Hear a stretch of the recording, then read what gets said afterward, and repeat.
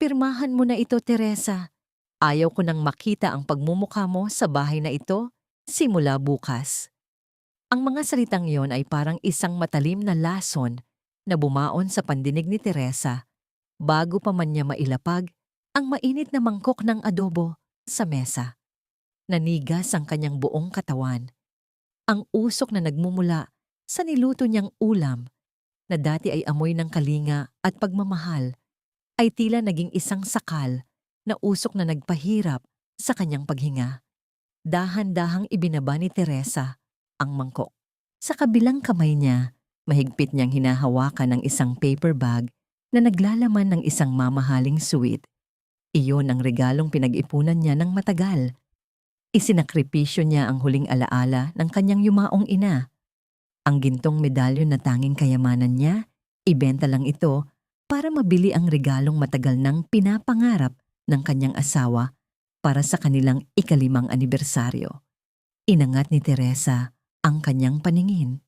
Doon, sa tapat ng mesang maingat niyang binihisan ng puting tela at pinalutian ng mga bulaklak, nakatayo si Jing Chuan. Ngunit hindi siya nag-iisa. Sa tabi nito ay isang babaeng nakasuot ng pulang damit na hapit sa katawan, si Isabela. Ang bawat daliri ni Isabela ay nakakapit sa braso ni Jing Chuan na parang isang pag-aari, habang ang mga mata nito ay puno ng pangungutya. Jing, anong ibig sabihin nito? Ang boses ni Teresa ay halos isang bulong, tila isang tuyong dahon na tinangay ng hangin. Isang malamig na tawa ang pinakawalan ni Jing Chuan. Kinuha niya ang isang makapal na folder mula sa mesa at marahas itong ibinalibag sa gitna ng mga pagkaing inihanda ni Teresa. Tumalsik ang sarsa ng adobo sa malinis na mantel, parang mga patak ng dugo sa isang libing. Hindi ka ba nakakaintindi? Divorce papers yan. Pagod na ako, Teresa. Pagod na akong makisama sa isang babaeng walang ibang alam gawin, kundi ang magkulong sa kusina at magmukhang katulong. Isabella is everything you're not. She is sophisticated, she is brilliant, and most importantly, she is carrying my child. Sa sandaling iyon, tila tumigil ang pag-ikot ng mundo para kay Teresa. Ang ingay ng ulan sa labas ay nawala, at ang tanging narinig niya ay ang mabilis at marahas na tibok ng sarili niyang puso na tila gustong kumawala sa kanyang dibdib. Ang bawat salita ni Jing Chuan ay parang isang mabigat na martilyo na dumudurog sa bawat piraso ng kanyang pagkatao. Ang child. Buntis siya. Ang kanyang paningin ay nagsimulang lumabo dahil sa nagbabadyang mga luha, ngunit pilit niyang pinigil ang mga ito. Ang lalamunan niya ay nanunuyo at may isang malaking bara na pumipigil sa kanya na sumigaw. Ang kamay niyang may hawak sa paper bag ay nagsimulang manginig. Naramdaman niya ang bigat ng suit sa loob nito. Isang simbolo ng kanyang 5 taong paninilbihan ng kanyang mga gabing walang tulog para suportahan ang mga pangarap ni Jing Chuan ng bawat sakripisyong ginawa niya para sa lalaking ito. 5 years, Jing Chuan. Sambit niya, ang bawat pantig ay puno ng pait. 5 years akong nanahimik. Ako ang gumawa ng lahat ng designs mo. Ako ang nagpuyat para makuha mo ang promosyon mo. Isinakripisyo ko ang sarili kong pangalan para lang umangat ka. Shut up! Sigaw ni Jing Chuan, ang kanyang mukha ay namula sa galit. Huwag mong subukang angkinin ang mga narating ko. Binigyan kita ng bubong, binihisan kita, pinakain kita. Utang mo sa pamilyang ito ang buhay mo dahil kinuha ka lang namin sa kalsada noong wala kang matuluyan. You were just a charity case, Teresa. At ngayon, tapos na ang serbisyo mo. Lumapit si Isabela at marahang hinaplos ang tiyan nito habang nakatingin kay Teresa. Poor thing, don't be so dramatic. Tanggapin mo na lang na wala ka ng lugar dito. Jing Chuan deserves a real woman, not a shadow. Oh, and by the way, ang ganda ng suit na yan, ha? I'll make sure he wears it on our engagement party later tonight. Walang babalang hinablot ni Isabela ang paper bag mula sa kamay ni Teresa. Sa gulat, hindi nakapalag si Teresa. Pinanood niya ang pagbagsak ng kanyang huling dangal habang tinitignan ng dalawa ang regalong binili niya gamit ang alaala ng kanyang ina. Naramdaman ni Teresa ang unti-unting pagkamatay ng apoy sa loob ng kanyang puso. Ang init ng kusina ay napalitan ng isang nakakapangilabot na ginaw. Ang bawat sulok ng bahay na itinuring niyang templo ng kanilang pagmamahalan ay tila naging isang kulungang puno ng mga anino at kasinungalingan. Hindi siya umiyak ng malakas. Sa halip, isang mainit na luha ang dahan-dahang gumuhit sa kanyang pisngi. Mabilis na sinundan ng isa pa. Ngunit ang kanyang mukha ay nanatiling blangko. Ang kanyang katawan ay tila naging isang hungkag na sisidlan. Naramdaman niya ang bawat hibla ng kanyang pag-asa na napuputol, ang bawat pangarap na natutunaw sa ilalim ng malupit na titig ng asawa. Bawat segundo ng katahimikan ay tila isang habang buhay na paghihirap. Ang kanyang mga paa ay tila nakabaon sa semento, hindi makagalaw, hindi makatakas. Gusto niyang magtanong kung bakit, ngunit alam niyang walang saysay ang mga sagot ng isang taong hindi kailanman marunong lumingon sa tunay na halaga ng pag-ibig. Tumingin si Teresa sa divorce papers na nakalatag sa mesa, nabahiran ng mantsa ng ulam na buong puso niyang inihanda. Sa puntong ito, ang bawat alaala ng kanilang masasayang sandali ay naging isang madilim na biro. Ito na ba talaga ang katapusan ng lahat? Tanong ni Teresa sa kanyang sarili. Ang tinig ay umaalingaw-ngaw lamang sa loob ng kanyang gumuho na mundo.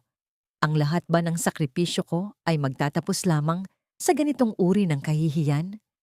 Tumalikod si Jingchuan, hindi man lang siya tiningnan sa huling pagkakataon, habang inakay si Isabela palabas ng silid. Ang tunog ng kanilang mga hakbang ay tila isang martsa ng kamatayan para sa kanyang 5 taong pag-aasawa. Naiwan si Teresa sa gitna ng kanyang kusina, mag-isa, sa gitna ng mga pagkaing hindi na makakain at mga pangarap na hindi na matutupad. Ang tanging kasama niya ay ang amoy ng adobo na tila naging amoy ng isang mabulok na nakaraan. Ano ang gagawin mo kapag ang taong naging mundo mo ang siyang mismong nagtulak sa iyo sa kailaliman ng bangin? May natitira pa bang liwanag sa kabila ng ganitong uri ng kadiliman? Huwag kang umasta na parang ikaw ang biktima rito, Teresa. Sa simula pa lang, alam nating lahat na hindi ka nababagay sa pamilyang ito. Pinulot ka lang namin sa putikan at ngayon, ibinabalik ka lang namin kung saan ka nararapat. Ang boses ni Doña Remedios ay kasing talas ng isang labaha, nanunuot sa bawat hibla ng katahimikan sa loob ng sala. Nakatayo ang matanda sa gitna ng silid. Ang kanyang mamahaling lila na terno ay walang kagusot-gusot. Kabaligtaran ng itsura ni Teresa na basang-basa ng pawis at luha. Ang bawat pagtama ng matitigas na takong ng sapatos ng matanda sa makinis na marmol na sahig ay tila mga pako na ibinabaon sa pandinig ni Teresa. Nasa sahig pa rin si Teresa, nakaluhod sa harap ng natapon na pagkain. Gamit ang isang basahang kinuha niya mula sa kusina, pilit niyang pinupunasan ng mantsa ng adobo sa puting mantel. Ang kanyang mga kamay ay nanginginig. Ang bawat kuskus niya sa tela ay tila isang desperadong pagtatangka na linisin ang sarili niyang buhay na nadungisan na ng kahihiyan. Mommy, 5 taon.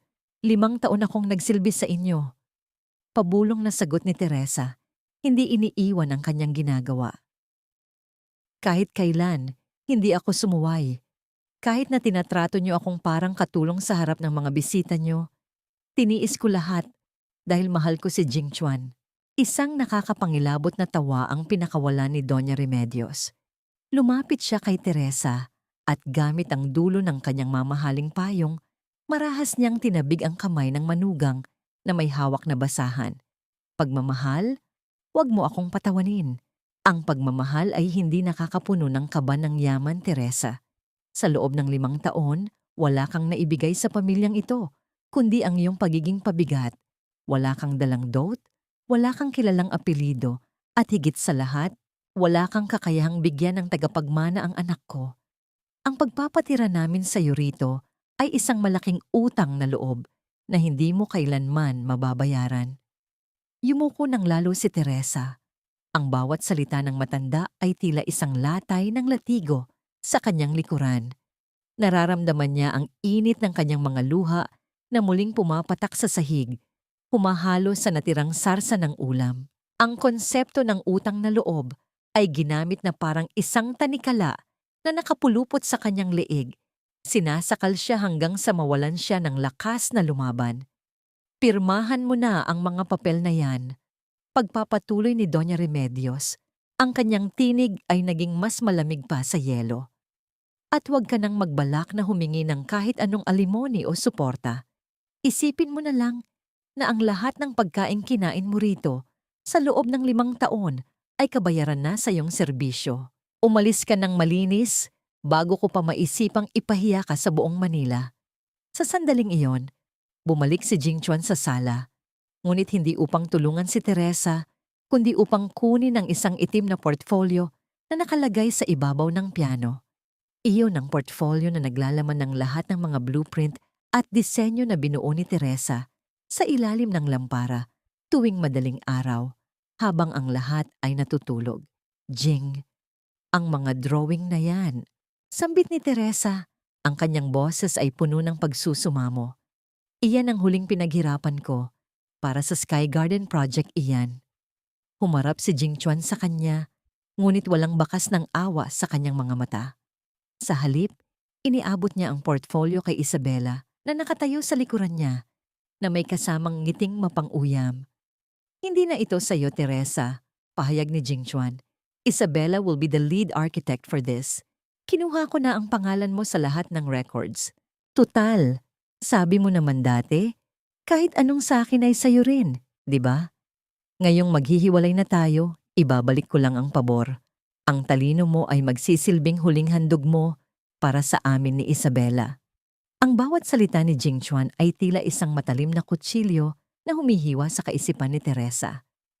Ang kanyang mga ideya, ang kanyang mga pangarap na iginuhit niya sa bawat linya ng blueprint ay nanakawin sa harap mismo ng kanyang mga mata. Naramdaman niya ang isang matinding hapdi sa kanyang dibdib, tila ba ang kanyang puso ay pinipiga ng isang malupit na kamay. Nagpatuloy si Teresa sa pagpupunas ng sahig kahit na malinis na ito. Ang kanyang mga kilos ay naging mekanikal, tila isang makinang wala ng kaluluwa. Ang bawat hibla ng basahan na dumidikit sa marmol ay tila isang pamamaalam sa bahay na minsan niyang tinawag na tahanan. Ito ang kanyang golden moment ng pagpapakumbaba, isang huling yuko bago ang tuluyang pagbagsak ng kanyang mundo. Tapos na ako, Mommy, sabi ni Teresa sa mahinang tinig habang dahan-dahang tumatayo. Ang kanyang tuhod ay nanginginig at ang kanyang paningin ay bahagyang umiikot. Malinis na ang sahig, malinis na rin ang konsensya ko. Tumingin siya kay Jingchuan at Isabela na masayang nagtitinginan sa mga ninakaw na disenyo. Doon, sa daliri ni Isabela, nakita ni Teresa ang isang bagay na nagpabilis sa tibok ng kanyang puso. Isang singsing. Hindi lang basta singsing, kundi ang singsing na kinuha ni Doña Remedios sa kanya noong unang taon ng kanilang kasal. Ang singsing na sinabi ng matanda na kailangang itago muna para sa seguridad. Ang singsing ng ina ko. Bulong ni Teresa, ang kanyang mga mata ay nanlaki sa gulat at sakit. Bakit nasa kanya ang singsing ng ina ko? Hindi sumagot si Jingchuan. Sa halip, tumawa lamang si Isabela at mas lalong ipinakita ang singsing sa tapat ng mukha ni Teresa. Ang kislap ng hiyas ay tila isang pangungutya sa kanyang kahirapan at pagkakaulila. Tumalikod ang tatlo. Iniwan si Teresa na nakatayo sa gitna ng sala. Hawak ang maruming basahan at ang kanyang wasak na dignidad. Ngunit sa ilalim ng kanyang matinding pighati, may isang maliit na kislap ng galit na nagsisimulang mag-alab. Isang galit na hindi niya inakalang kaya niyang maramdaman. Naisip ni Teresa ang huling habilin ng kanyang ina bago ito bawian ng buhay. Huwag mong hahayaang nakawin nila ang iyong liwanag, anak. Habang nakatingin sa kanyang mga kamay na puno ng paltos mula sa pagtatrabaho, isang tanong ang paulit-ulit na dumadaloy sa kanyang isipan. Hanggang kailan ko hahayaang saktan nila ako bago ko maalala kung sino talaga ako?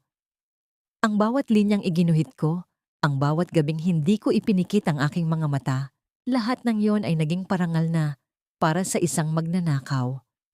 Nakatayo si Teresa sa madilim na sulok ng kusina. Ang tanging liwanag ay nagmumula sa maliit na telebisyon na nakapatong sa ibabaw ng refrigerator. Sa screen, nakita niya ang isang pamilyar na mukha, si Isabela. Nakasuot ito ng isang mamahaling puting gown, nakatayo sa isang podium sa gitna ng isang marangyang pagtitipon sa Makati. Sa likuran ni Isabela, nakapaskil ang isang higanting imahe ng Sky Garden Resort, ang obra maestrang binuo ni Teresa sa loob ng 3 buwan ng matinding pagpapakasakit. Naririnig ni Teresa ang malakas na palakpakan mula sa telebisyon. Ang bawat tunog ng paghanga ng madla ay tila mga sampal sa kanyang namamanhid na pisngi. Nakita niya si Jingchuan na lumapit kay Isabela. Inakbayan ito ng may pagmamalaki at hinalikan sa noo sa harap ng mga kamera. I am so proud to announce, simula ni Jingchuan sa screen, ang kanyang boses ay puno ng kumpiyansa na ang disenyo ng Sky Garden ay ang pinakamahalagang kontribusyon ni Isabela sa ating kumpanya. This is her masterpiece, her vision, her soul. Isang mapait na ngiti ang sumilay sa labi ni Teresa. Inalala niya ang gabi. 3 buwan na ang nakalilipas nang nilalagnat siya habang tinatapos ang huling detalye ng mga kolum ng gusali. Naalala niya kung paano siya dinalhan ni Jingchuan ng mainit na tsaa at sinabing, "Magpahinga ka na, mahal. Ako na ang mag-aayos nito. I'm doing this for our future." Ngayon, alam na niya kung kaninong future ang tinutukoy ng kanyang asawa. Hinawakan ni Teresa ang screen ng telebisyon. Ang kanyang mga daliri ay dahan-dahang gumuhit sa mga linyang siya mismo ang gumawa.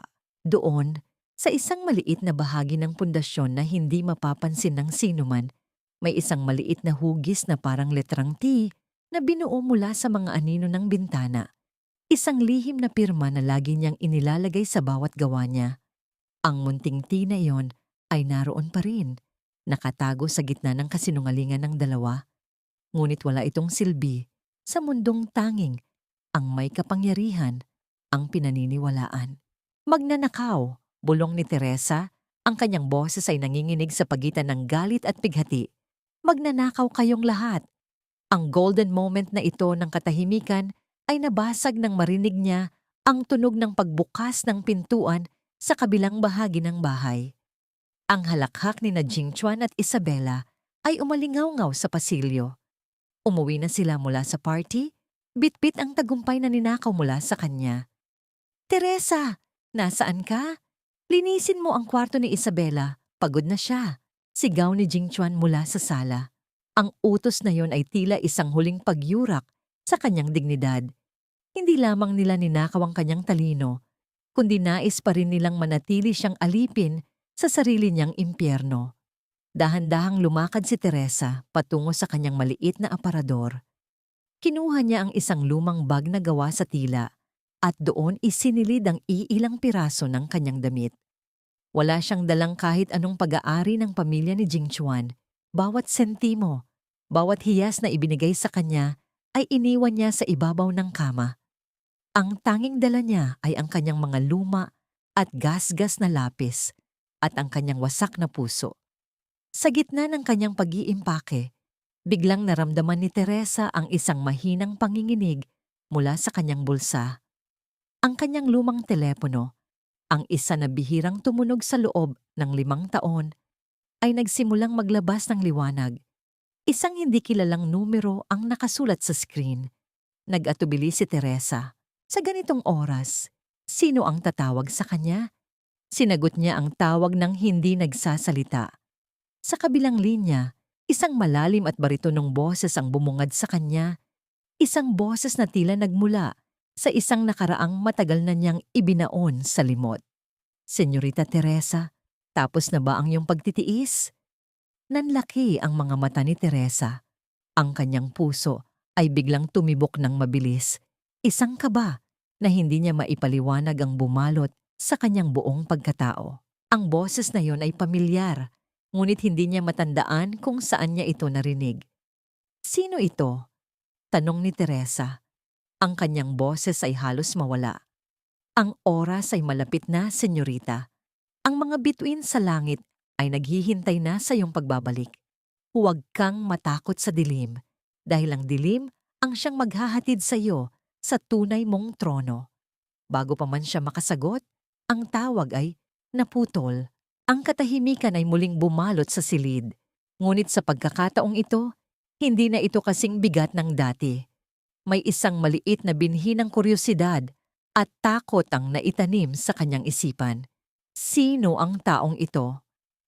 At paano nito nalaman ang kanyang pangalan na matagal nang kinalimutan ng mundo? Ang pangalang hindi lamang Teresa, kundi isang bagay na mas malalim at mas makapangyarihan.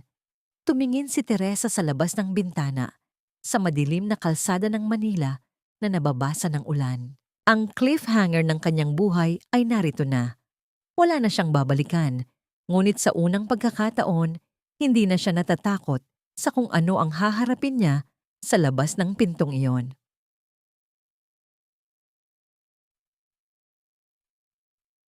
Magnanakaw! Magnanakaw ang babaeng ito.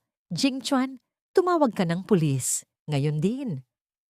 Ang matinis na sigaw ni Doña Remedios ay bumasag sa katahimikan ng madaling araw, tila isang kumpas ng kidlat na tumama sa gitna ng silid ni Teresa. Hindi pa man nakakabawi sa sakit ng pagkakadivorce, nagising si Teresa sa marahas na pagbalibag ng kanyang pintuan. Doon, nakita niya ang kanyang biyenan na namumula sa galit, habang sa likuran nito ay nakatayo si Jing Chuan at si Isabela na kapwa may bakas ng pandidiri sa kanilang mga mukha. Nakatayo si Teresa sa tabi ng kanyang kama, hawak ang lumang bag na gawa sa tila na tanging balak niyang dalhin sa kanyang pag-alis. Ang kanyang puso ay tumitibok ng mabilis, isang kaba na tila sumasakal sa kanyang lalamunan. Hindi niya maintindihan kung ano ang nangyayari. Mami, ano pong sinasabi niyo? Anong ninakaw ko? Ang boses ni Teresa ay nanginginig. Ang kanyang mga mata ay pabalik-balik sa tatlong taong nasa harap niya. Hindi sumagot si Doña Remedios. Sa halip, marahas niyang hinablot ang bag ni Teresa at ibinuhos ang lahat ng laman nito sa sahig. Ang iilang piraso ng lumang damit, ang mga gasgas na lapis at ang isang maliit na suklay ay nagkalat sa sahig. At doon, sa gitna ng kahirapan ni Teresa, isang bagay ang kuminang ng maliwanag. Isang gintong kuwintas na may malaking pendant na diamante. Ang kuwintas ni Doña Remedios. Ang kuwintas na sinasabing pamana pa mula sa mga ninuno ng kanilang pamilya. Ito, sigaw ng matanda. Itinuturo ang kuwintas na tila ba ito ay isang piraso ng ebidensya sa isang krimen. Ito ang katunayan na ikaw ay isang ahas. Gusto mong umalis na may bitbit na kayamanan? Akala mo ba ay hindi ko mapapansin? Napatitig si Teresa sa kuwintas. Ang kanyang buong mundo ay tila umiikot. Alam niyang hindi niya kinuha iyon. Alam niyang wala siyang ginagawang masama. Ngunit doon, sa harap ng kanyang asawa, ang kuwintas ay nakahiga sa ibabaw ng kanyang mga lumang damit, tila isang lason na dahan-dahang pumapatay sa kanyang huling hibla ng dignidad. Jing, hindi ko kinuha iyan. Maniwala ka sa akin. Tumingin si Teresa kay Jing Chuan, ang kanyang mga mata ay puno ng pagsusumamo. Umasa siyang kahit sa huling pagkakataon, ang 5 taon nilang pagsasama ay magbubunga ng kahit kaunting tiwala. Ngunit ang nakita niya sa mga mata ni Jing Chuan ay hindi tiwala, kundi isang malalim na pagkamuhi. Lumapit si Jing Chuan at dinampot ang kuwintas. Tumingin siya kay Teresa na tila ba nakakakita siya ng isang maruming insekto. How could you, Teresa? Ang baba na nga ng tingin ko sa iyo, lalo mo pang ibinaba. Sa loob ng 5 taon, pinatira ka namin dito, pinakain at binigyan ng lahat. At ito ang isusukli mo sa mommy ko? Magnanakaw ka talaga hanggang sa buto. Isang mahinang tawa ang pinakawalan ni Isabela sa gilid. Lumapit ito at humawak sa braso ni Jing Chuan. Sabi ko naman sa iyo, Hon, ang mga taong galing sa putikan Kahit anong gawin mong paglilinis, babalik at babalik sa kanilang maruming nakaraan. She's desperate. Siguro ay balak niyang ibenta yan para may pambili siya ng dangal niya. Naramdaman ni Teresa ang unti-unting pagvunid ng kanyang kalooban. Ang injustice engine ng kanyang buhay ay tumatakbo ng mabilis. Dinudurog ang bawat parte ng kanyang puso. Ang irony ng sitwasyon ay tila isang mapait na biro. Siya na nagsakripisyo ng sariling kinitang pera at kagamitan para sa kanila. Siya pa ngayon ang pinararatangang nagnanakaw. Yumuko si Teresa at dahan-dahang pinulot ang kanyang mga gamit sa sahig. Ang kanyang mga kamay ay nanlalamig. Ang bawat piraso ng damit na hinahawakan niya ay tila naging kasing bigat ng tingga. Ito ang kanyang golden moment ng kabiguan. Sa gitna ng kaguluhan, napansin niya ang kanyang mga kalyo sa kamay, mga kalyong nakuha niya sa paglilinis ng bahay na ito, sa pagluluto para sa mga taong ito, at sa pagguhit ng mga disenyong nagpayaman sa kanila. Hindi ko kailangan ng inyong diamante. Bulong ni Teresa, ang kanyang boses ay naging matatag sa kabila ng sakit. Dahil ang diamanteng yan ay hindi kailanman magiging kasing halaga ng katotohanang ninakawan niyo ako ng 5 taon ng aking buhay. Isang malakas na sampal ang dumapo sa pisngi ni Teresa. Si Doña Remedios, sa gitna ng kanyang galit, ay hindi na nakapagpigil. Ang hapdi ng sampal ay nanunuot sa bawat kalamnan ni Teresa. Ngunit hindi siya umiyak. Tumingala siya at tumingin ng diretso sa mga mata ng matanda. Pinalayas niyo na ako, di ba? Ngayon, hayaan niyo na akong umalis. Sabi ni Teresa. Ang kanyang boses ay tila isang utos na nagmula sa isang reynang nasa gitna ng digmaan. Umalis? Hindi ka aalis ng ganun lang. Sigaw ni Jing Chuan. Pulis! Narito na ang mga pulis. Mula sa ibaba, narinig ni Teresa ang tunog ng mabibigat na hakbang na papaakyat sa hagdan. Ang bawat pagtama ng sapatos sa kahoy ay tila isang hatol na papalapit sa kanya. Ang mga pulis na tinawag ni Jing Chuan ay narito na upang dakpin siya sa krimeng hindi niya ginawa. Tumalikod si Teresa at tumingin sa bintana. Ang ulan sa labas ay mas lalong lumakas, tila nakikiramay sa kanyang pighati. Ngunit sa kabila ng takot, naisip niya ang tawag kagabi. Ang boses na tumawag sa kanya na senyorita. Sino ang taong yon? At maililigtas ba siya nito mula sa impyernong kinapapalooban niya ngayon? Nang pumasok ang mga pulis sa silid, tumayo si Teresa ng tuwid. Hindi siya yumuko. Hindi siya nagmakaawa. Pinanood niya si Isabela na nakangiti ng palihim, isang ngangiting nagsasabing panalo na ito. Ngunit sa loob ni Teresa, isang bagay ang muling nabuhay. Ang pag-asa ay tila isang maliit na apoy na dahan-dahang lumalaki sa gitna ng bagyo. Dangling mystery. Sino ang naglagay ng kwintas sa bag ni Teresa? Si Isabela ba? O ang mismong si Doña Remedios? At nasaan na ang taong tumawag sa kanya? Cliffhanger. Habang nilalagyan ng posas ang mga kamay ni Teresa, isang marangyang itim na sasakyan ang huminto sa tapat ng kanilang gate. Ang bintana nito ay dahan-dahang bumaba at isang pares ng mga matang puno ng awtoridad ang nakatingin sa direksyon ng bintana ni Teresa. Huwag mo akong tingnan ng ganyan, Teresa. Ang tinging iyan ng isang biktima ay hindi natatalab sa akin. Sa mga oras na ito, hindi na kita asawa. Isa ka na lamang maduming kriminal na magnanakaw sa sarili kong jahanan. Ang bawat salitang binitiwan ni Jing Chuan ay tila isang malamig na agos ng tubig na bumuhos sa nag-aapoy na puso ni Teresa. Habang nararamdaman niya ang malamig at mabigat na bakal ng posas na kumakapit sa kanyang manipis na mga bisig, ang sakit ng sampal ni Doña Remedios kanina ay tila naglaho, napalitan ng isang mas malalim at mas masakit na sugat sa kanyang kaluluwa. Lumingon si Teresa sa paligid ng silid na naging saksi sa kanyang 5 taong pagtitiis. Doon, sa ibabaw ng maliit na lamesa, ay ang bakas ng kanyang mga daliri sa alikabok.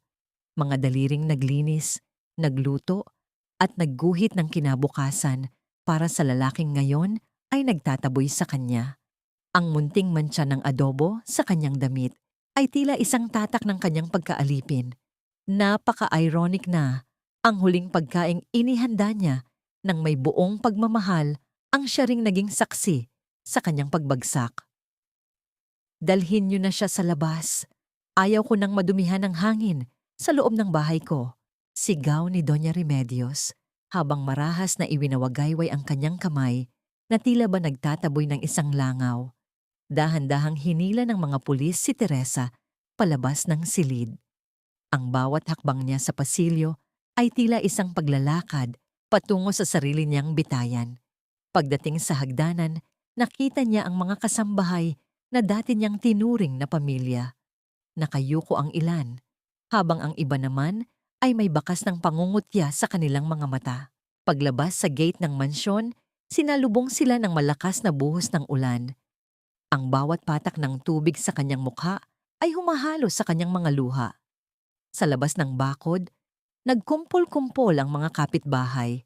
Mga taong kilala siyang bilang ang tahimik na asawa ni Jing Chuan.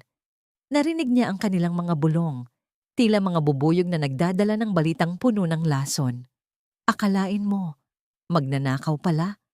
Mabuti na lang at nahuli agad bago pa makatangay ng mas malaki. Naramdaman ni Teresa ang panlulumo ng kanyang mga balikat. Gusto niyang sumigaw. Gusto niyang sabihin sa lahat na siya ang biktima, na siya ang ninakawan ng dangal at talino. Ngunit ang kanyang lalamunan ay nananatiling sarado. Tila ba ang lahat ng kanyang lakas ay hinigop na ng malupit na tadhana. Ang kanyang golden moment ng pait ay nang makita niya ang isang lantang bulaklak ng sampagita sa putikan malapit sa kanyang paa. Tila ba iyon ang representasyon ng kanyang buhay? Mabango noong una, ngunit ngayon ay tinatapakan na lamang sa dumi. Sakay na sa loob. Utos ng isang pulis habang binubuksan ang pinto ng patrol car. Ngunit bago pa man maitulak si Teresa sa loob, isang nakakasilaw na liwanag mula sa mga headlight ng isang sasakyan ang bumulaga sa kanilang lahat. Isang mahaba at marangyang itim na sasakyan ang humarang sa harap mismo ng police car, tila isang higanting aninong nagmula sa kailaliman ng gabi. Huminto ang ulan sa tanging bahagi kung saan nakatayo ang sasakyan, habang ang lahat ay napatigil sa paggalaw. Dahan-dahang bumukas ang pinto sa likuran ng marangyang kotse. Isang matandang lalaki na nakasuot ng napakalinis na barong, hawak ang isang tungkod na may ulong ginto. Ang bumaba. Ang kanyang bawat galaw ay puno ng awtoridad. Tila ba ang buong paligid ay sumusunod sa kanyang bawat kumpas. Napatigil si Jing Chuan at si Doña Remedios sa veranda. Ang kanilang mga mukha na kanina ay puno ng pagmamalaki ay biglang napalitan ng kuryosidad at takot. Sino ang taong ito na nangahas humarang sa gitna ng kanilang tagumpay? Ang matanda ay lumakad palapit sa direksyon ni Teresa. Hindi niya tiningnan ang mga pulis. Hindi niya tiningnan ang mga nag-uusisang kapitbahay. Ang kanyang mga mata ay nakatuon lamang sa babaeng nakaposas at basang-basa ng ulan. Bitawan niyo ang mga kamay na yan. Ang boses ng matanda ay mahina, ngunit tila isang kulog na yumanig sa buong kalsada. Hindi niyo alam kung kaninong dugo ang inyong dinudungisan. Sino po kayo? Ginagawa lang namin ang trabaho namin. Nahuli ang babaeng ito na nagnanakaw. Simula ng pulis. Ngunit isang matalim na titig mula sa matanda ang nagpatahimik dito. Isang lalaking nakasuot ng itim na suit ang lumapit sa matanda at may iniabot na isang gintong sobre. Kinuha ito ng matanda at ibinalibag sa harap ni Jing Chuan na noon ay pabababa na ng hagdan. Ang halaga ng kuwintas na sinasabi ninyong ninakaw niya ay hindi sapat para pambili ng kahit isang gulong ng sasakyang ito, sabi ng matanda, habang ang kanyang tingin ay tila tumatagos sa kaluluwa ni Jing Chuan. 5 taon siyang nawala sa amin. 5 taon siyang nagtiis sa ilalim ng inyong bubong na puno ng kasinungalingan. Lumapit ang matanda kay Teresa. Dahan-dahan niyang hinawakan ang malamig na mga kamay ng babae. Isang init na matagal nang hindi nararamdaman ni Teresa ang dumaloy sa kanyang buong katawan. Senyorita Teresa, ang Imperyong Blanca ay matagal nang naghihintay sa iyong pagbabalik. Ang boses ng matanda ay nanginginig sa emosyon. Patawarin mo kami dahil ngayon lang kami dumating upang bawiin ka mula sa mga linta na ito. Nanlaki ang mga mata ni Jingchuan. Ang pangalang Blanca ay hindi banyaga sa kanyang pandinig. Ito ang pinakamayamang pamilya sa buong bansa, ang pamilyang tinitingala ng lahat ng negosyante. Ang pamilyang pangarap niyang makatrabaho. Anong, anong sabi niyo? Utal na tanong ni Jingchuan, habang ang kanyang mukha ay unti-unting namumutla. Ang matanda ay hindi sumagot. Sa halip, lumingon siya sa kanyang tauhan. Alisin ang mga posas na yan at ihanda ang lahat ng mga abogado ng pamilya. Walang matitira sa mga taong ito kapag natapos na ang gabi. Dangling mystery, paano nalaman ng pamilya Blanca ang kinaroroonan ni Teresa sa eksaktong oras na ito? At ano ang lihim na kasunduan ng yumaong ina ni Teresa sa matandang ito? Cliffhanger. Habang tinatanggal ang posas sa mga kamay ni Teresa, tumingin siya ng diretso sa mga mata ni Jingchuan. Ang kanyang mga mata na kanina ay puno ng luha ay biglang naging malamig at matalim na parang diamante. Isang mahinang bulong ang lumabas sa kanyang mga labi na tanging si Jingchuan lamang ang nakarinig. Tapos na ang oras ng iyong pagnanakaw, Jingchuan. Ngayon, sisimulan ko ng bawiin ang lahat. Hindi maaari ito. Nagkakamali kayo. Isang ulila lang si Teresa. Isang hampas lupa na pinulot ko sa kalsada at binigyan ng pangalan. Ang boses ni Jingchuan ay nanginginig. Hindi dahil sa lamig ng ulan, kundi dahil sa matinding takot na unti-unting lumalamon sa kanyang pagkatao. Nakatayo siya sa gitna ng basang kalsada. Ang kanyang mamahaling sapatos ay nakabaon sa putik habang nakatingin sa marangyang itim na sasakyan na tila isang dambuhalang nagbabanta. Ang kanyang mga mata ay pabalik-balik kay Teresa at sa matandang lalaki, pilit na hinahanap ang anumang bakas ng kasinungalingan. Tumingin ang matanda kay Jingchuan nang may malalim na pagkapuot. Ang kanyang pagkakahawak sa gintong tungkod ay humigpit at ang bawat gatla sa kanyang mukha ay tila naging mas malalim sa ilalim ng madilim na langit. Ang tanging pagkakamali rito, Ginoong Jingchuan, ay ang akalain mong ang isang diamante ay magiging isang hamak na bato dahil lamang binalot mo ito ng putik. Ang boses ng matanda ay mariin. Bawat salita ay may bigat ng isang hatol. 5 taon ninyong inalipin ang nag-iisang tagapagmana ng Imperyong Blanca. 5 taon ninyong binaliwala ang dugong mas maharlika pa sa anumang ari-arian ninyo. Naramdaman ni Teresa ang unti-unting paghupa ng ulan sa kanyang balat habang ang isang tauhan ng matanda ay nagpayong sa kanya. Ngunit sa loob-loob niya, ang bagyo ay hindi pa natatapos. Ito ay nagbabago lamang ng anyo. Mula sa isang bagyo ng pighati, ito ay naging isang malamig at kalmadong dagat ng determinasyon. Lumingon si Teresa sa mansyon. Ang bawat bintana, ang bawat sulok ng bahay na yon ay tila mga alaala ng kanyang mga gabing walang tulog, ng kanyang mga luhang palihim na pumatak habang naglilinis ng sahig. Nakita niya si Doña Remedios na nakatayo sa veranda. Ang kanyang mukha ay kasing puti ng papel. Ang kanyang mga kamay na dati ay laging nakataas sa pang-iinsulto ay nanginginig na ngayon sa gilid ng kanyang katawan. Teresa, anak. Ang tawag ni Doña Remedios, ang boses ay puno ng huwad na lambing na tila ba nakalimutan na nito ang sampal na ibinigay sa manugang ilang minuto lang ang nakalilipas. Nagbibiro lang kami kanina. Alam mo namang mahal ka namin, di ba? Jingchuan, sabihin mo sa kanya, nag-aaway lang kayo. Normal lang yun sa mag-asawa. Isang mahinang tawa ang kumawala sa mga labi ni Teresa. Isang tawang walang kagalakan, kundi puno ng pait. Dahan-dahan niyang binitiwan ang basahang kanina pa niya hawak, ang simbolo ng kanyang 5 taong pagkaalipin. Pinanood niya itong mahulog sa maputik na tubig sa kalsada, dahan-dahang lumulubog at nadudumihan. Iyon ang kanyang golden moment, ang sandali ng tuluyang pagbitiw sa kanyang lumang buhay. Ang anak na tinatawag niyo ay namatay na sa loob ng kusinang yon. Doña Remedios, sabi ni Teresa. Ang kanyang boses ay kalmado, ngunit may talas na tila isang espada. Ang anak na yon ay napatay ng bawat pangungutya niyo, ng bawat sampal, at ng bawat kasinungalingan niyo. Ang kaharap niyo ngayon ay si Teresa Blanca, at wala akong pamilyang magnanakaw. Lumapit si Isabela. Ang kanyang mukha ay puno ng inggit at galit na pilit itinatago. Huwag kang mag-astang reyna, Teresa. Buntis ako sa anak ni Jing Chuan. Wala kang karapatang bawiin ang lahat dahil sa akin na ang lalaking ito. Sa amin ang Sky Garden Project. Tumingin si Teresa kay Isabela at sa unang pagkakataon, hindi siya nakaramdam ng selos. Sa halip, ang naramdaman niya ay isang matinding awa.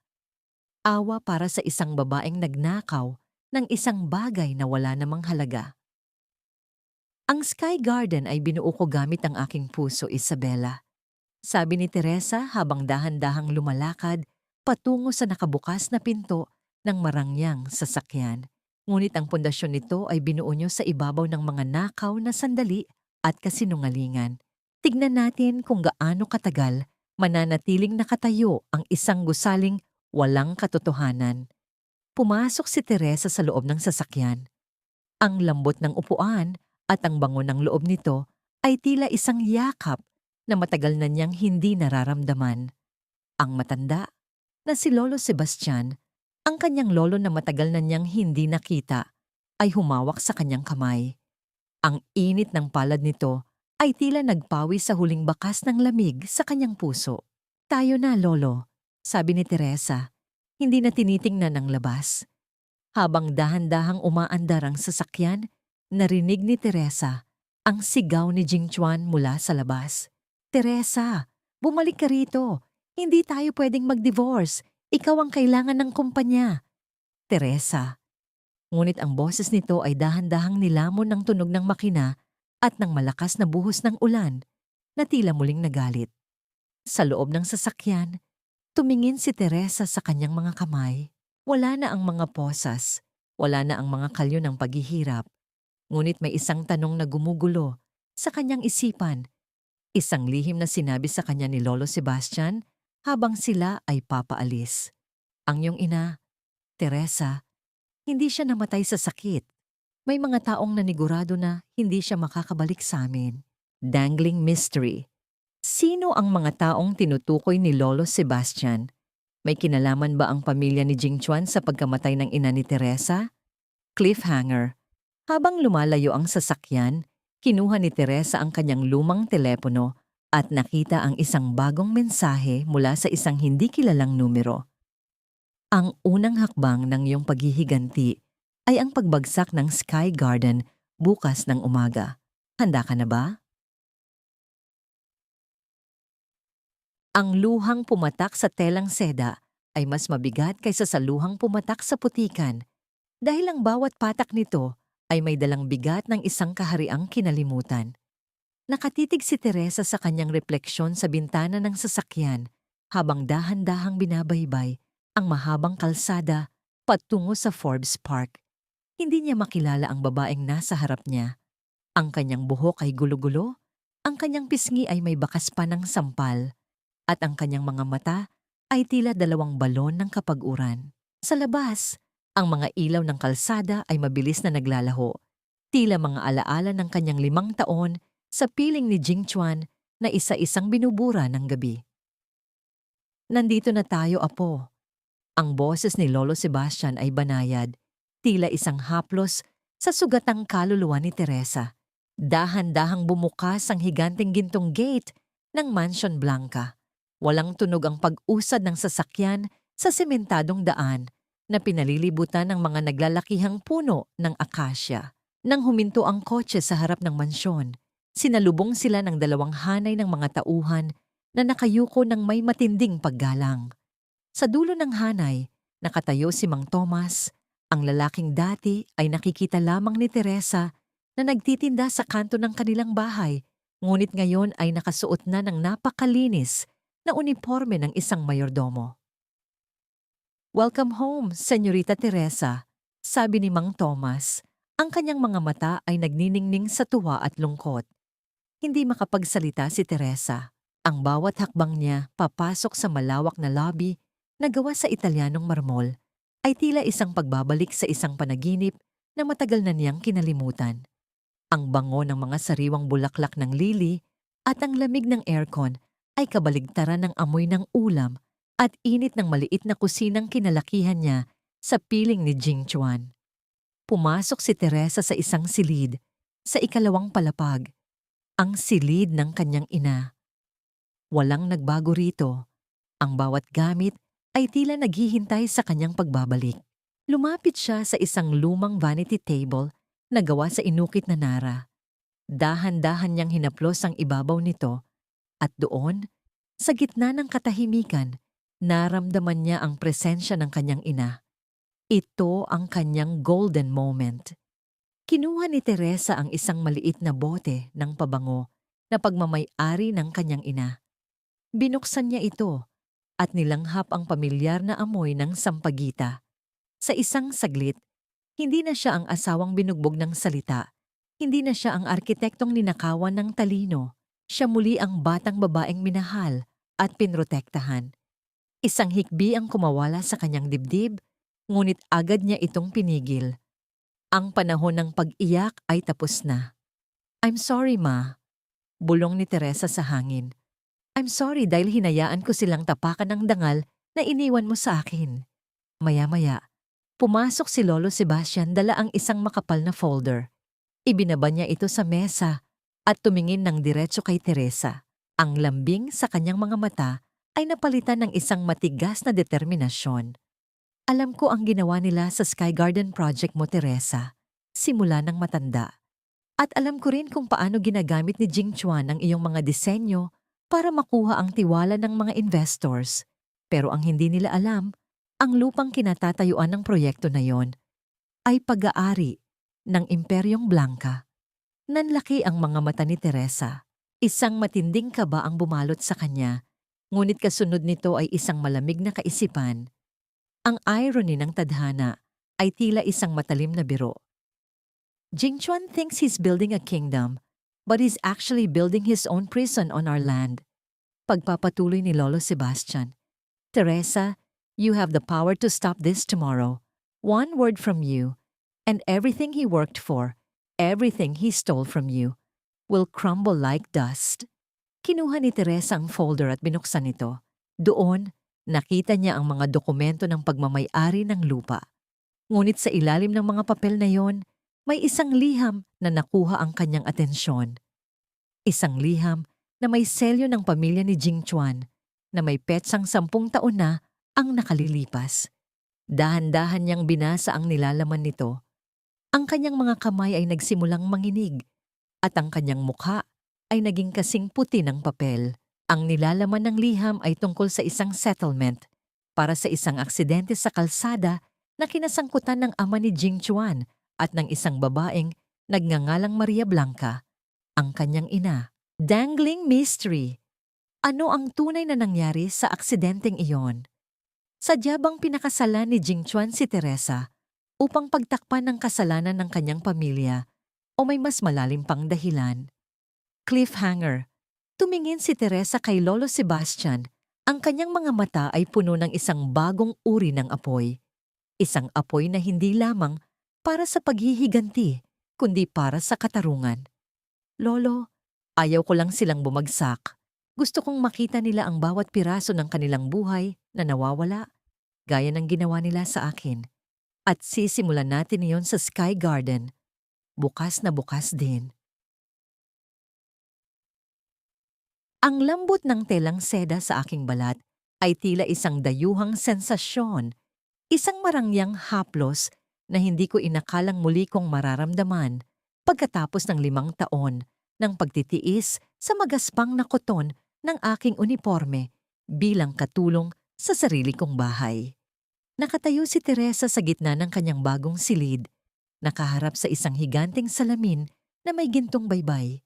Ang suot niyang puting gown ay dahan-dahang sumasayaw sa bawat galaw ng aircon, ngunit ang kanyang mga mata ay nananatiling nakapako sa kanyang mga kamay.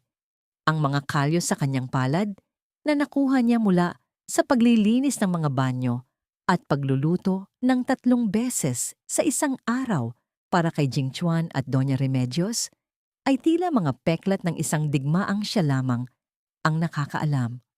Kumuha siya ng isang piraso ng ubas mula sa pilak na tray sa tabi ng kanyang kama. Naalala niya noong nakaraang buwan nang mapagalitan siya ni Doña Remedios dahil lamang sa pagkain ng isang pirasong ubas na tira sa plato ni Jingchuan.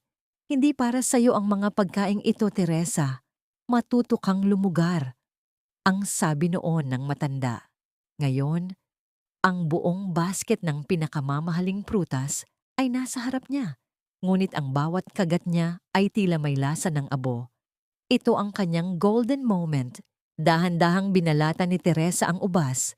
Ang kanyang mga daliri ay nanginginig ng bahagya. Hindi ito dahil sa takot, kundi dahil sa bigat ng katarungang hawak na niya sa kanyang mga kamay. Ang bawat butil ng prutas ay paalala sa kanya na ang lahat ng luho sa mundong ito ay walang saysay kung ang iyong kaluluwa ay nananatiling nakakulong sa pait ng nakaraan. Pumasok si Lolo Sebastian. Ang kanyang mga hakbang ay tahimik sa ibabaw ng makapal na alpombra. Lumapit siya sa kanyang apo at ipinatong ang kanyang kamay sa balikat nito. Ang Sky Garden, Teresa. Bukas ang grand launch nito. Inimbitahan ni Jingchuan ang lahat ng malalaking pangalan sa industriya. Akala niya ay iyon ang magiging pinakamataas na rurok ng kanyang tagumpay. Ang boses ni Lolo Sebastian ay may halong pait at galit. Inimbitahan ba tayo, Lolo? Tanong ni Teresa. Ang kanyang boses ay kalmado na parang dagat bago ang isang tsunami. Hindi tayo, Apo. Inimbitahan nila ang CEO ng Blanca Group. Hindi nila alam na ang babaeng tinalikuran nila, ang babaeng ipinakulong nila kagabi, ay ang mismong taong may hawak ng kanilang kapalaran. Sagot ng matanda habang iniabot ang isang itim na maskara na may dekorasyong diamante.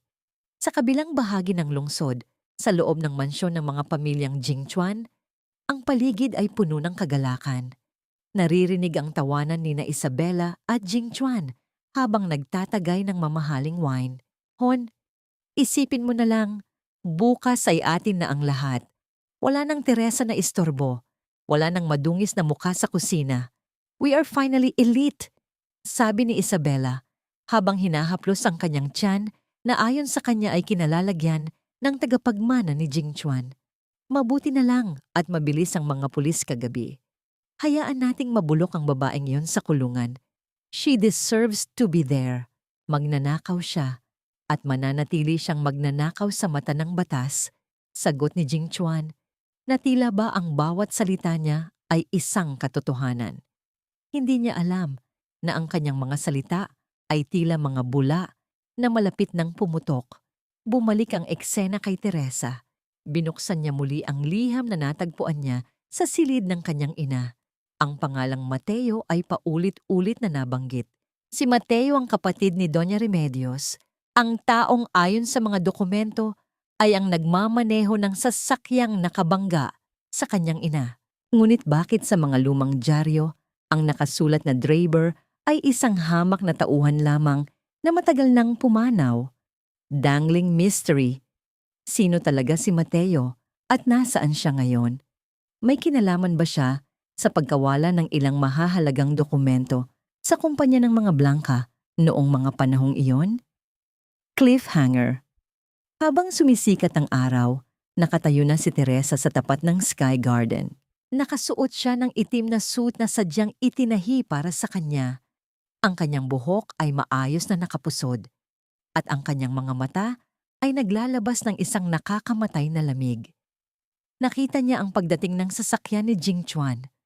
habang bumababa ang kanyang dating asawa kasama si Isabela. Dahan-dahang lumakad si Teresa patungo sa main entrance. Ang security guard na dati ay pinagsasabihan siya ay biglang tumayo ng tuwid at sumaludo. "Good morning, ma'am. Welcome to Sky Garden." Lumingon si Jingchuan dahil sa narinig na pagbati. Ang kanyang mga mata ay nanlaki nang makita ang isang pamilyar na anino. Ngunit bago pa man niya makilala ang mukha, hinarangan siya ng mga bodyguard ni Teresa. "Sino ka? Wala ka sa guest list." Sigaw ni Jingchuan. Dahan-dahang lumingon si Teresa, tinanggal ang kanyang sunglasses at tumingin ng diretso sa mga mata ni Jingchuan. Ang kanyang boses ay tila isang hatol mula sa langit. "Hindi ako bisita rito, Jingchuan. Ako ang may-ari ng lupang tinatayuan mo." Ang bawat hakbang ko sa pulang alpombra ay tila pagtapak sa mga bubog ng aking nakaraan. Bawat kislap ng mga kamera ay paalala ng bawat patak ng luhang pilit kong itinago sa loob ng 5 taon sa ilalim ng inyong bubong. Nakatayo si Teresa sa gitna ng malawak na lobby ng Sky Garden. Ang kanyang itim na gown ay tila isang anino ng kamatayan para sa selebrasyong nagaganap. Sa paligid niya, ang mga kristal na chandelier ay naglalabas ng nagniningning na liwanag. Ngunit para kay Teresa, ang mga ito ay tila mga mata ng mapanghusgang lipunan na noon ay tinalikuran siya nang siya ay mabaon sa utang at kahihiyan. "Security, bakit hinayaan ninyong makapasok ang kriminal na ito?" Ang sigaw ni Jingchuan ay umalingaw-ngaw sa tahimik na bulwagan, dahilan upang lumingon ang lahat ng mga panauhin, mga senador, mga bilyonaryo, at mga kilalang arkitekto sa bansa. Lumapit si Jingchuan kay Teresa. Ang kanyang mukha ay punong-puno ng galit at pagkalito. Hindi niya maunawaan kung paano nakalabas sa kulungan ang babaeng ipinadakip niya kagabi lamang. At higit sa lahat, hindi niya matanggap na ang katulong na asawa niya ay nakasuot ngayon ng mga hiyas na mas mahal pa sa kabuuan ng kanyang kumpanya. "Teresa, wala kang hiya." Bulong ni Isabela habang humahawak sa braso ni Jingchuan. Ang kanyang boses ay puno ng puot. "Nagnakaw ka na naman ba para mabili ang suot mo? Gusto mo bang mabulok ng tuluyan sa rehas? Umalis ka rito bago pa kita ipakaladkad sa labas." Hindi kumibo si Teresa. Ang kanyang mga mata ay nanatiling nakatitig sa disenyo ng kisame. Isang kurba na siya mismo ang nag-isip habang nilalagnat siya. 3 buwan na ang nakalilipas. Naramdaman niya ang matinding hapdi sa kanyang dibdib, ang internal crumbling ng isang arkitektong nakikita ang kanyang sining na inaangkin ng iba. Ngunit sa halip na sumabog sa galit, isang malamig na ngiti ang sumilay sa kanyang mga labi. Ito ang kanyang golden moment. Dahan-dahang lumakad si Teresa patungo sa isang malaking haligi ng gusali. Hinaplos niya ang magaspang, ngunit eleganteng bato nito. Sa ilalim ng isang dekorasyong tanso, may isang maliit na ukit na hindi mapapansin ng sinuman. Ang mga inisyal ng kanyang yumaong ina. Ang gusaling ito, simula ni Teresa. Ang kanyang boses ay mahinahon, ngunit may awtoridad na nagpatahimik sa buong silid, ay binuo sa ibabaw ng mga pangarap na ninakaw. "Jingchuan, akala mo ba ay sapat na ang pirma mo sa mga papeles para maging sayo ang Sky Garden? Ano bang pinagsasabi mo? Ako ang nagpatayo nito. Ito ang patunay ng aking galing." Sigaw ni Jingchuan habang ang mga pawis ay nagsisimulang gumuhit sa kanyang noo. Sa sandaling iyon, bumukas ang malaking pinto ng lobby. Pumasok si Lolo Sebastian kasama ang isang pangkat ng mga abogado. Ang bawat hakbang ng matanda ay may dalang bigat ng isang imperyong blanka. Lumapit ang isa sa mga abogado at iniabot ang isang asul na folder kay Jingchuan. "Ginoong Jingchuan," ang boses ng abogado ay walang emosyon. "Narito ang isang cease and desist order. Ang lupang kinatatayuan ng Sky Garden ay hindi kailanman naisalin sa iyong pangalan. Ito ay nananatiling pag-aari ng Blanca Group at dahil ang mga disenyong ginamit mo ay napatunayang intelektual na pag-aari ni Senyorita Teresa Blanca. Ang grand launch na ito ay ilegal. Ang tunog ng pagbagsak ng kupitan ng wina ni Jing Chuan sa sahig ay tila isang hudyat ng kanyang pagbagsak. Ang pulang likido ay kumalat sa alpombra, parang ang kanyang mga pangarap na unti-unting nadudungisan. Nagsimulang magbulungan ang mga bisita. Ang hiya o kahihiyan na matagal nang iniingatan ni Jing Chuan ay nabasag sa harap ng lahat. Hindi, hindi maaari ito. Teresa, ano itong laro mo? Utal na tanong ni Jing Chuan habang pilit na humahawak sa mesa para hindi matumba. Tumingin si Teresa sa kanyang dating asawa, ang kanyang mga mata ay walang bakas ng awa. Hindi ito laro, Jing Chuan. Ito ang katotohanan. Ang bawat sentimo na ginamit mo rito ay galing sa panloloko. At ang bawat linyang iginuhit ko rito ay bawi na sa akin. Lumingon si Teresa kay Isabela na ngayon ay nanginginig sa takot. At ikaw, Isabela, ang batang sinasabi mong dinadala mo? Sana ay hindi niya mamana ang ugali ng kanyang mga magulang dahil simula bukas, wala na kayong bahay na uuwian. Dangling mystery. May isang dokumentong hindi binanggit ng abogado. Isang lihim na kasunduan sa pagitan ng ama ni Jing Chuan at ng isang opisyal ng gobyerno tungkol sa lupang ito. Nasaan ang orihinal na titulo? Cliffhanger. Habang paalis na si Teresa, lumapit si Isabela sa kanya at bumulong ng may boses na puno ng lason. Akala mo ba nanalo ka na?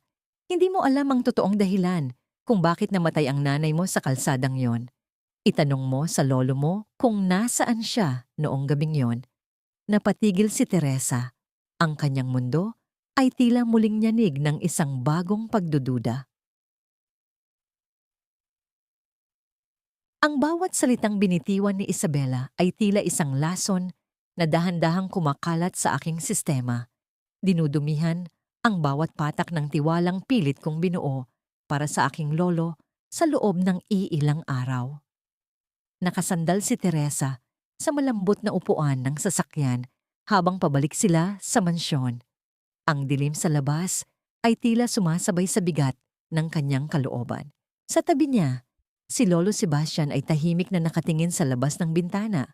Ang kanyang mga kamay na may suot na gintong singsing ay mahigpit na nakahawak sa kanyang tungkod. Sa unang pagkakataon, hindi naramdaman ni Teresa ang init ng presensya ng matanda. Sa halip, tila may isang pader ng yelo na biglang namagitan sa kanila. Lolo, pabulong na tawag ni Teresa. Ang kanyang boses ay nanginginig sa pag-aalinlangan. Nasaan po kayo noong gabing mawala si Mama? Bakit? Bakit tumagal ng 10 taon bago niyo ako nahanap? Napatigil ang matanda. Hindi siya lumingon, ngunit naramdaman ni Teresa ang biglang pagbigat ng hininga nito. Ang katahimikan sa loob ng sasakyan ay naging kasing bigat ng isang libingan. Ang tanging naririnig ay ang mahinang pag-ugong ng makina at ang paghampas ng hangin sa labas. Maraming bagay sa mundong ito, Teresa, na mas mabuting manatiling nakabaon sa nakaraan. Ang sagot ni Lolo Sebastian. Ang boses ay puno ng pait, na tila ba bawat salita ay isang sugat na muling bumubuka. Ang mahalaga ay nandito ka na. Ang mahalaga ay ligtas ka na sa mga kamay ng mga linta na yon. Ngunit para kay Teresa, hindi sapat ang sagot na yon.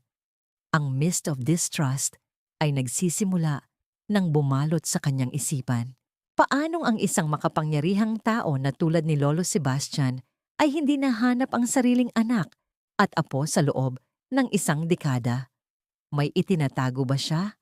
Samantala, sa loob ng isang madilim at magulong opisina sa Sky Garden, si Jing Chuan ay parang isang baliw na naghahagis ng mga papeles sa sahig. Ang bawat piraso ng papel na bumabagsak ay tila isang bahagi ng kanyang buhay na nadudurog. Ang kontrabida na si Isabela ay nakatayo sa isang sulok. Ang kanyang mukha ay hindi na bakas ng pagmamahal, kundi ng purong pandidiri. Oh my God, Jing Chuan, we're ruined. Paano na ang reputation ko sa society? Lahat ng friends ko ay nakita kung paano tayo ipahiya ng basurang asawa mo. Sigaw ni Isabela habang marahas na ipinupukpok ang kanyang mamahaling bag sa mesa.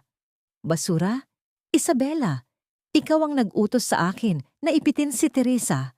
Sabi mo ay hindi niya malalaman ang tungkol sa lupa. Ngayon, wala na tayong kumpanya, wala na tayong pera, at bukas ay baka wala na rin tayong matuluyan. Ang boses ni Jing Chuan ay puno ng pagsisisi, ngunit huli na ang lahat. Huwag mo akong sisihin, Jing Chuan. Ikaw ang mahina. Ikaw ang hindi nakatuklas na mayaman pala ang asawa mo.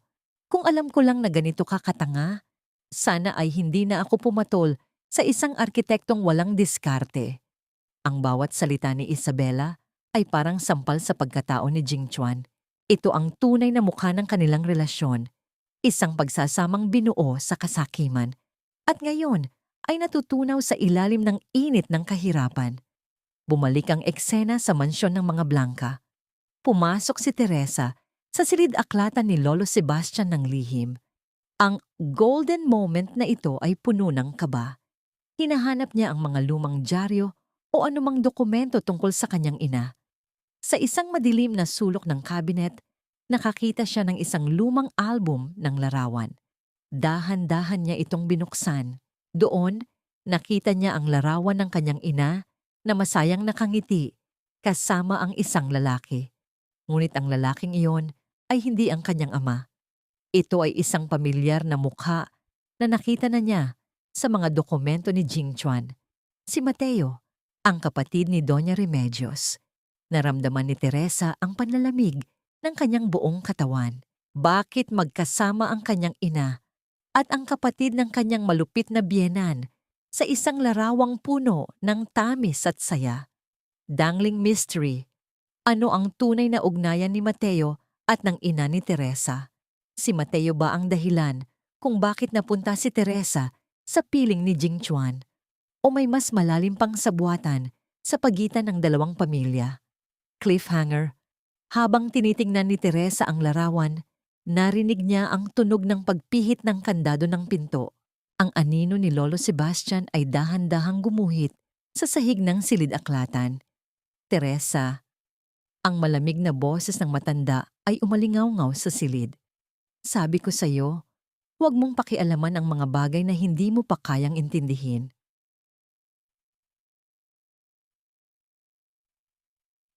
Ibaba mo ang larawang iyan, Teresa. Ang mga alaala ay hindi laging gamot sa pangungulila. Kung minsan, ang mga ito ay lason na dahan-dahang uubos sa iyong katinuan. Ang boses ni Lolo Sebastian ay tila isang malamig na hampas ng hanging amihan sa gitna ng gabing madilim. Nakatayo ang matanda sa may pintuan ng silid-aklatan. Ang kanyang anino ay mahaba at tila isang higanting nagbabantay sa mga lihim ng pamilya Blanca. Ang bawat gatla sa kanyang mukha ay mas lalong kuminang sa ilalim ng madilaw na liwanag ng lampara, habang ang kanyang mga mata ay nananatiling nakapako sa litratong hawak ni Teresa. Ang litrato ng kanyang ina na masayang kasama si Mateo. Dahan-dahang ibinaba ni Teresa ang album sa mesa. Ang kanyang mga daliri ay bahagyang nanginginig. Ang contextual needle ay bumaon sa kanyang puso. Narito siya sa gitna ng karangyaan, suot ang seda at napapalibutan ng ginto. Ngunit ang kanyang pagkatao ay tila isang durog na kristal na pilit niyang pinagdudugtong. Ang irony ng kanyang sitwasyon ay masakit.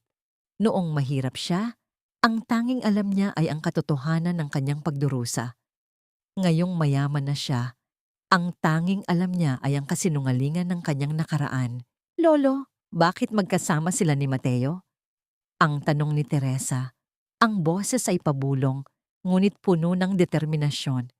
Si Mateo ay kapatid ni Doña Remedios, ang pamilyang nagpahirap sa akin sa loob ng 5 taon.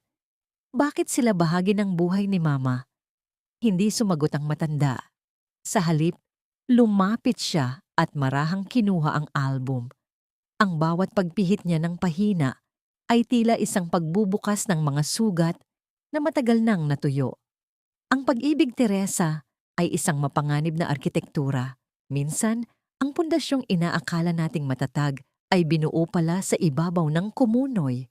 Si Mateo, siya ang unang pagkakamali ng iyong ina. At ang pagkakamaling iyon ang naging mitsa ng aming pagkakalayo. Naramdaman ni Teresa ang internal crumbling. Ang bawat salita ni Lolo Sebastian ay tila isang lindol na nagpapaguho sa kanyang natitirang tiwala. Kung si Mateo at ang kanyang ina ay may nakaraan, ibig bang sabihin ay alam ni Doña Remedios kung sino talaga siya simula pa noong una?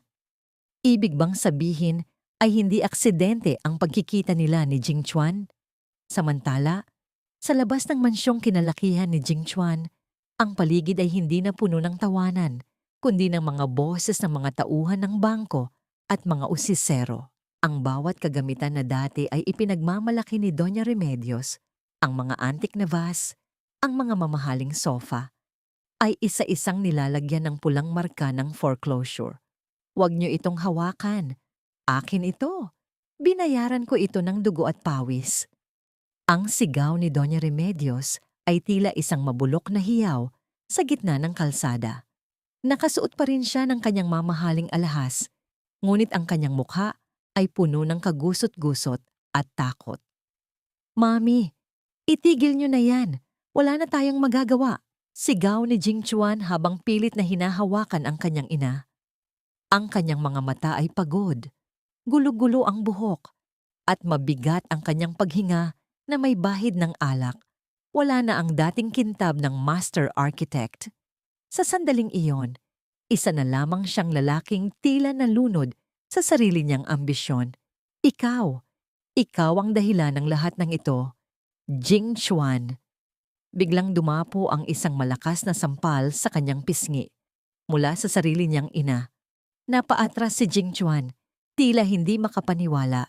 Saglit na nanahimik ang silid at ang bakas ng sakit sa kanyang mukha ay hindi lamang mula sa sampal, kundi mula sa bigat ng mga salitang kanyang narinig.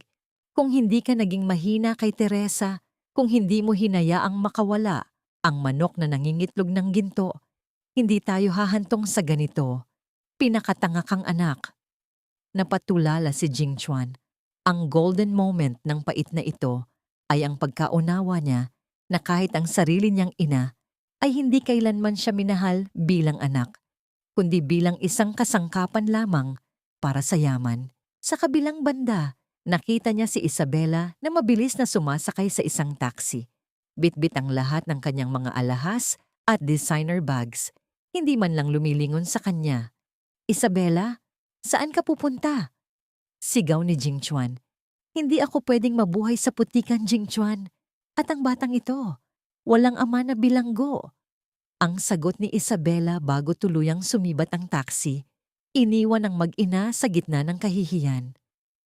Bumalik ang eksena kay Teresa. Sa Mansyon Blanca, nakangatanggap siya ng isang tawag mula kay Mang Tomas.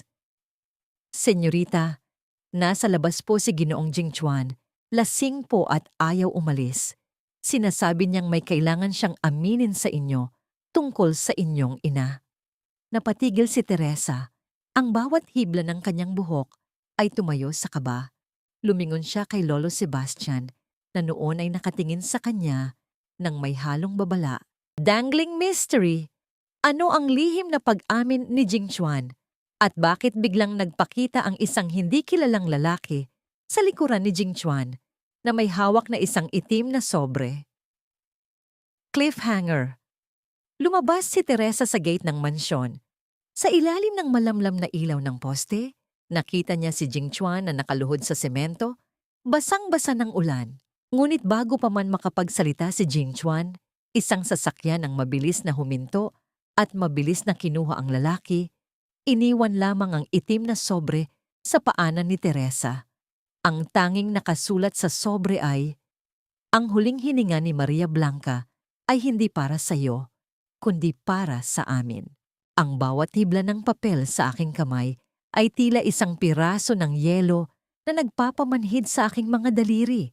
Isang babalang isinulat sa tinta ng dugo at lihim na matagal nang ibinaon sa limot. Nakatayo si Teresa sa labas ng naglalakihang gate ng mansyon. Ang kanyang paningin ay nakapako sa itim na sobrang naiwan sa semento.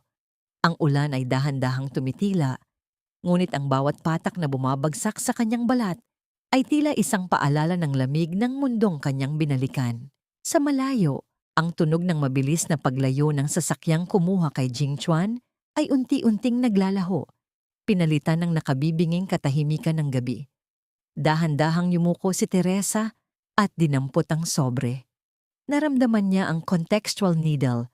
Narito siya sa harap ng pinakamarangyang tahanan sa bansa. Suot ang mamahaling seda. Ngunit ang kanyang puso ay nananatiling nakaluhod sa putikan, naghahanap ng kasagutan. Binuksan niya ang sobre at sa loob nito, sa tabi ng sulat na puno ng banta, ay may isang maliit na hair clip. Isang clip na hugis paru-paro na may mga kupas na perlas. Nanigas ang buong katawan ni Teresa. Iyon ang hair clip na suot ng kanyang ina noong gabing huli niya itong nakitang buhay. Isang matinding hikbi ang muntik nang kumawala sa kanyang lalamunan, ang internal crumbling ng isang anak na muling nakaharap ang multo ng kanyang nakaraan. Lolo, sino sila? Bakit nila kinuha si Jingchuan? Sigaw ni Teresa habang tumatakbo pabalik sa loob ng mansyon. Ang kanyang mga yapak ay mabilis na umaalingaw-ngaw sa marmol na sahig. Nakatayo si Lolo Sebastian sa gitna ng sala. Ang kanyang mukha ay kasing tigas ng bato.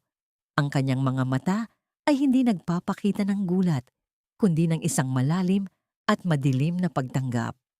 Ang mga taong yun, Teresa, sila ang mga anino ng ating pamilya, ang mga lihim na pilit kong itinago para protektahan ka. Protektahan ako! O protektahan ang pangalan ng mga Blanca? Ang boses ni Teresa ay puno ng pait. Nandun ang hair clip ni Mama sa loob ng sobre. Pinatay ba nila si Mama dahil sa utos nyo? Isang malakas na hampas ng tungkod sa sahig ang nagpatahimik sa buong mansyon. Huwag kang magsalita ng ganyan sa akin. Ang iyong ina ay tumakas kasama ang isang kaaway.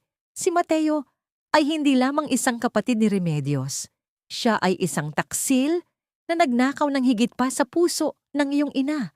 Habang nagtatalo ang maglolo sa isang madilim at mabahong bodega sa dulo ng lungsod, si Jingchuan ay nakatali sa isang upuang gawa sa bakal. Ang kanyang mukha ay puno ng pasa at dugo. Ang kanyang mamahaling polo ay punit-punit na. Sa harap niya, isang lalaki ang nakatayo sa anino. Tanging ang kislap ng isang gintong singsing sa daliri nito ang makikita. Please, pakawalan niyo ako.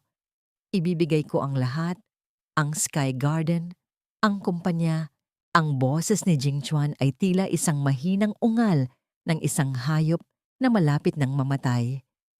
Isang malamig na tawa ang kumawala sa lalaking nasa anino. Lumapit ito at hinawakan ng panga ni Jingchuan. Itinaas ang kanyang mukha.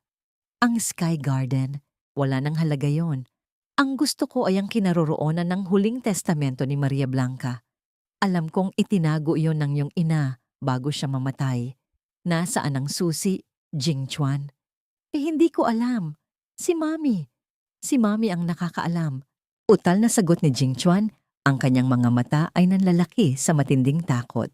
Samantala, sa isang masikip na eskinita sa gilid ng kalsada, si Doña Remedios ay nakaupo sa ibabaw ng kanyang mga maleta. Ang kanyang marangyang terno ay marumi na. Ang kanyang buhok ay gulo-gulo at ang kanyang mga mata ay puno ng paranoia. Ang mga creditors o nagpautang ay patuloy na naghahanap sa kanya. Ito ang kanyang karma. Ang babaeng noon ay nananampal ng mahihirap, ngayon ay nagtatago sa dilim na parang isang daga. Kailangan kong mahanap si Mateo. Siya lang ang makapagliligtas sa amin. Bulong ng matanda sa kanyang sarili, habang pilit na binubuksan ang isang maliit na locket na nakasabit sa kanyang leeg. Bumalik ang eksena kay Teresa. Pumasok siya sa kanyang silid at isinara ang pinto. Ang kanyang golden moment ay nang maupo siya sa dulo ng kama at dahan-dahang isuot ang hair clip ng kanyang ina sa sarili niyang buhok. Naramdaman niya ang isang kakaibang lakas. Hindi na siya ang biktimang si Teresa. Siya na ang mangangaso. Kinuha niya ang kanyang laptop at binuksan ang isang lihim na folder. Noong mga tao ng kanyang pagtitiis kay Jingchuan, hindi lamang siya naglilinis. Palihim din siyang nag-iipon ng mga impormasyon tungkol sa bawat transaksyon ng kumpanya. At doon, nakita niya ang isang pangalan na hindi niya napansin noon. Isang kumpanyang nagngangalang MB Foundations. MB, Maria Blanca, bulong ni Teresa. Dangling mystery, ano ang MB Foundations? At bakit ang huling pirma sa mga dokumentong ito ay hindi ang kanyang ina, kundi ang isang taong nagngangalang Don Mateo? Cliffhanger. Isang mensahe ang pumasok sa telepono ni Teresa. Isang video clip na nagpapakita kay Jingchuan na nakatali. At sa background, narinig niya ang boses ni Doña Remedios na sumisigaw sa sakit. Kasunod nito ay isang text. Ang palitan ay magaganap sa lumang tulay ng Pasig. Dalhin mo ang titulo ng Blanca Group o panoorin mo silang mawala ng tuluyan.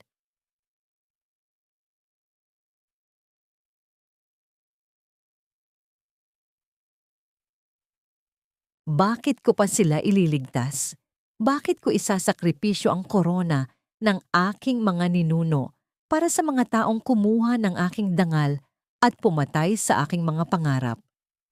Ang boses ni Teresa ay tila isang marahang hagulgol sa gitna ng kanyang marangyang silid. Nakaupo siya sa gilid ng kama. Ang kanyang mga kamay ay mahigpit na nakakapit sa gilid ng kutsyon hanggang sa mamuti ang kanyang mga kuko. Sa harap niya, ang screen ng kanyang telepono ay patuloy na naglalarawan ng isang malupit na eksena. Si Jingchuan na duguan at si Doña Remedios na humihingi ng tulong sa gitna ng kadiliman.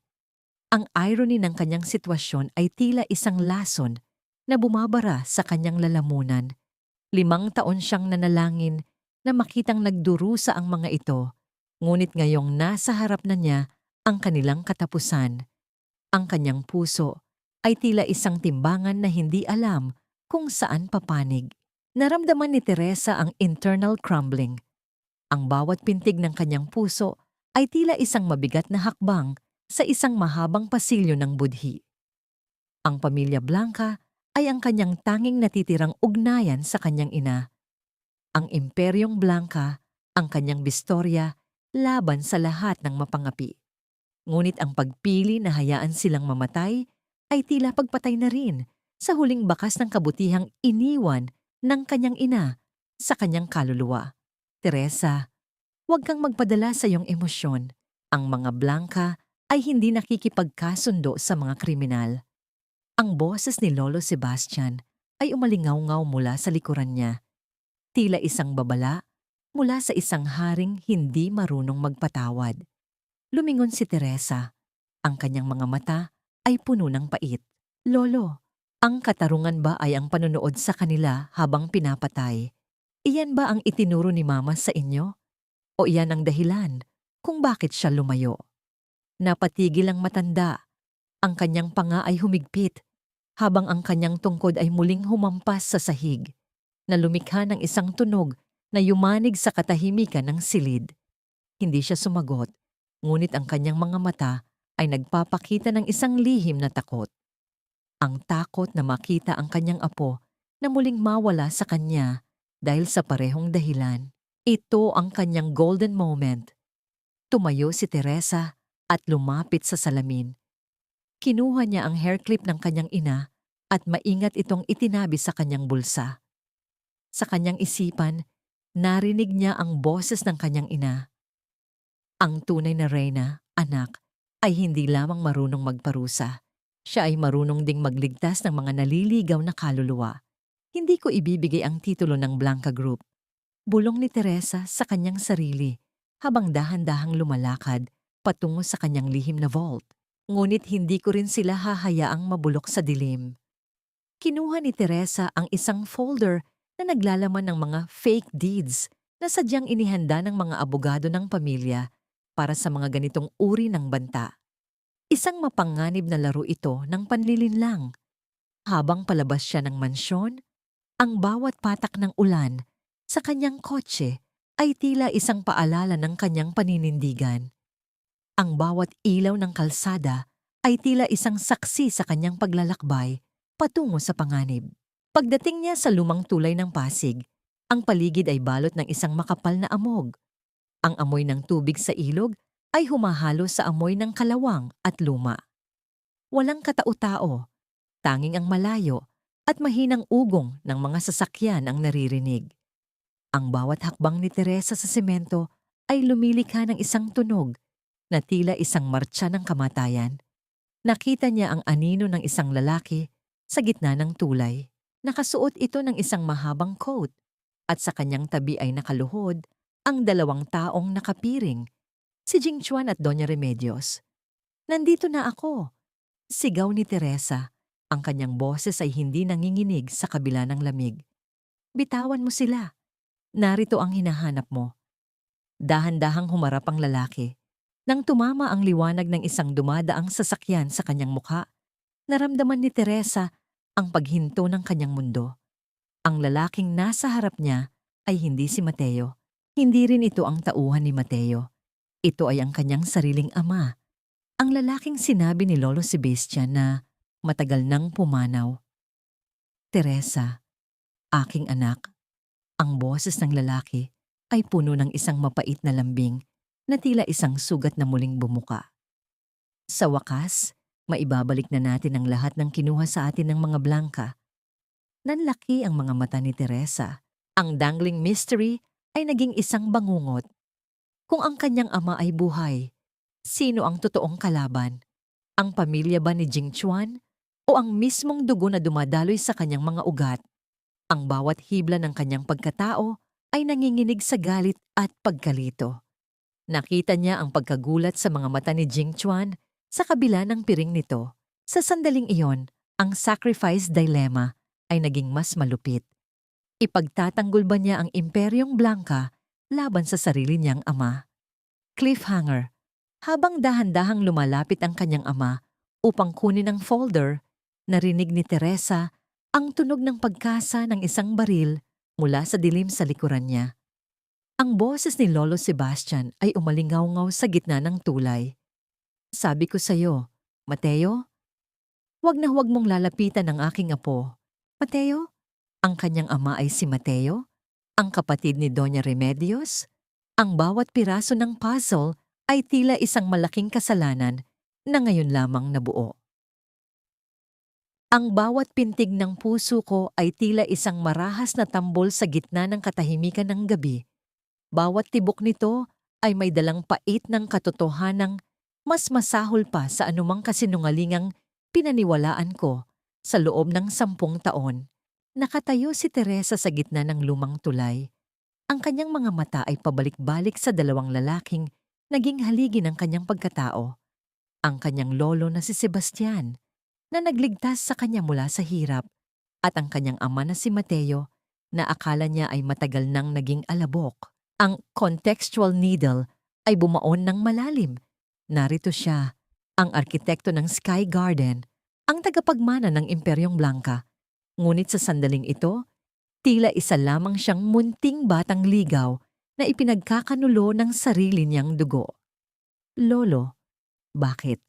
Ang boses ni Teresa ay halos isang pagsamo, tila isang marupok na sinulid na malapit ng maputol. "Bakit niyo sinabing patay na ang ama ko? Bakit niyo hinayaang mabuhay ako sa paniniwalang wala na akong ibang pamilya kundi ang alaala ni Mama?" Hindi ibinaba ni Sebastian ang kanyang baril. Ang kanyang mga kamay, bagamat may kulubot na ng panahon, ay hindi nanginginig. Dahil ang lalaking yan, Teresa, ay ang lason na pumatay sa iyong ina. "Mateo, hindi ka pa rin nagbabago. Ginamit mo ang aking anak, at ngayon, gagamitin mo ang iyong sariling dugo para sa iyong kasakiman?"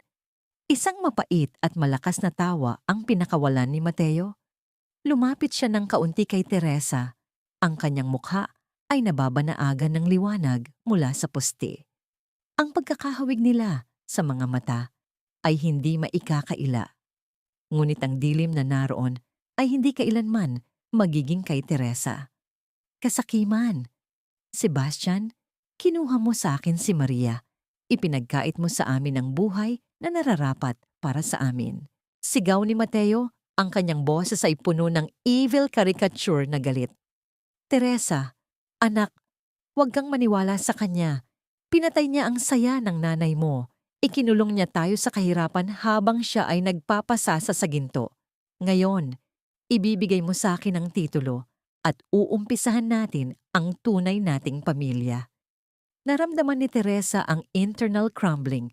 Tumingin siya kay Jingchuan na nakaluhod sa semento, nanginginig at umiiyak na parang isang bata.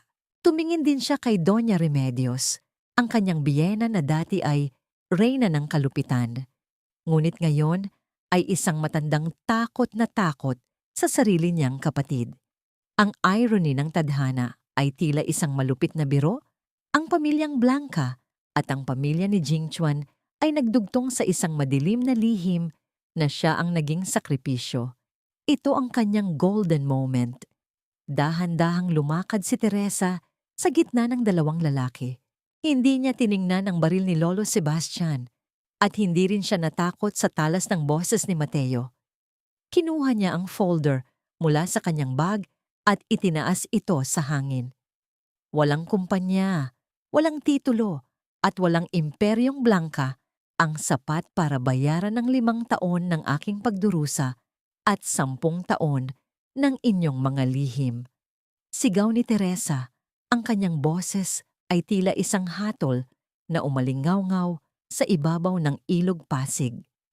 Mateo, kung ikaw man ang aking ama, ang amang nakikita ko ngayon ay mas nakakasuka pa kaysa sa lalaking nagtaksil sa akin. Teresa, ibigay mo sa kanya ang gusto niya. Please, ayaw ko pang mamatay. Ang hiyaw ni Jingchuan ay puno ng kaduwagan, isang gaslighting, na hiling na tila ba obligasyon pa ni Teresa na iligtas siya pagkatapos ng lahat ng ginawa niya. Tumahimik ka, Jingchuan. Ang boses ni Teresa ay kasing talas ng diamante. Sa loob ng 5 taon, binuo mo ang iyong tagumpay sa ibabaw ng aking mga luha. Ngayon, panoorin mo kung paano ko wawakasan ang lahat. Dahan-dahang binuksan ni Teresa ang folder at kinuha ang mga dokumento. Sa harap ng kanilang mga mata, isa-isa niya itong pinunit. Ang tunog ng napupunit na papel ay tila isang musika ng paglaya sa katahimikan ng gabi. Pagkatapos, marahan niyang ibinuka ang kanyang kamay at hinayaang tangayin ng hangin ang mga piraso patungo sa madilim na tubig ng ilog. Wala na ang titulo, wala na ang Blanca Group sa ilalim ng sinuman sa inyo. Sabi ni Teresa, ang kanyang mga mata ay nagniningning sa ilalim ng buwan. Inilipat ko na ang lahat ng assets sa isang foundation para sa mga biktima ng domestic abuse at human trafficking. Ngayon, lahat tayo ay pantay-pantay na. Lahat tayo ay walang anuman. Ang dangling mystery ay biglang nabuksan. Isang malakas na tunog ng sirena ng pulis ang narinig mula sa magkabilang dulo ng tulay. Hindi si Lolo Sebastian ang tumawag sa kanila. Hindi rin si Mateo. Cliffhanger. Isang boses mula sa megaphone ang bumasag sa tensyon. Mateo Blanca, sumuko ka na. Alam namin ang kinaroroonan ng katawan ni Maria Blanca. Napatitig si Teresa sa kanyang ama. Ang galit sa mukha ni Mateo ay napalitan ng isang nakakapangilabot na ngiti. Akala mo ba ay papel lang ang hawak ko, Teresa? Hawak ko ang katotohanang ikasisira ng lolo mo. Bago pa makakilos ang mga pulis, isang matinding liwanag mula sa isang paparating na truck ang bumulaga sa kanila. At sa gitna ng kaguluhan, isang putok ng baril ang yumanig sa buong tulay.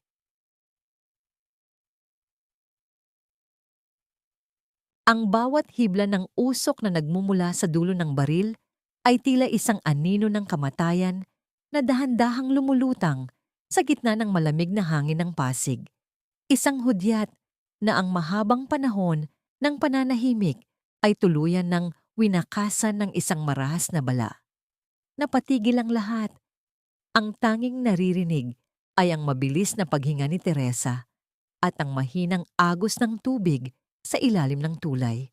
Ang contextual needle ay bumaon sa kanyang puso nang makita niya ang kanyang ama, si Mateo, na dahan-dahang napaluhod sa semento. Hindi si Mateo ang nabaril upang mamatay, kundi ang baril na hawak nito ang tinamaan ng isang tumpak na bala mula sa mga sniper ng pulis. Dahilan upang tumalsik ito sa madilim na ilog. Mateo Blanca, wala ka nang tatakbuhan. Ang boses ng isang opisyal ay umalingaw-ngaw sa paligid, habang ang mga pulang ilaw ng laser ay nakatutok na sa dibdib ng kanyang ama. Naramdaman ni Teresa ang internal crumbling. Tumingin siya kay Mateo na ngayon ay nakatingala sa kanya. Ang mukha nito ay hindi na bakas ng pagmamahal, kundi ng purong kabaliwan. Teresa, anak, ang lolo mo. Siya ang pumatay sa nanay mo. Hindi niya tinanggap ang pag-iibigan namin. Siya ang nag-utos na harangin ang sasakyan namin 10 taon na ang nakalilipas. Magsinungaling ka hanggang sa huling hininga mo, Mateo. Sigaw ni Lolo Sebastian, ang kanyang tinig ay nanginginig sa matinding puot. Teresa, huwag kang makikinig sa kanya.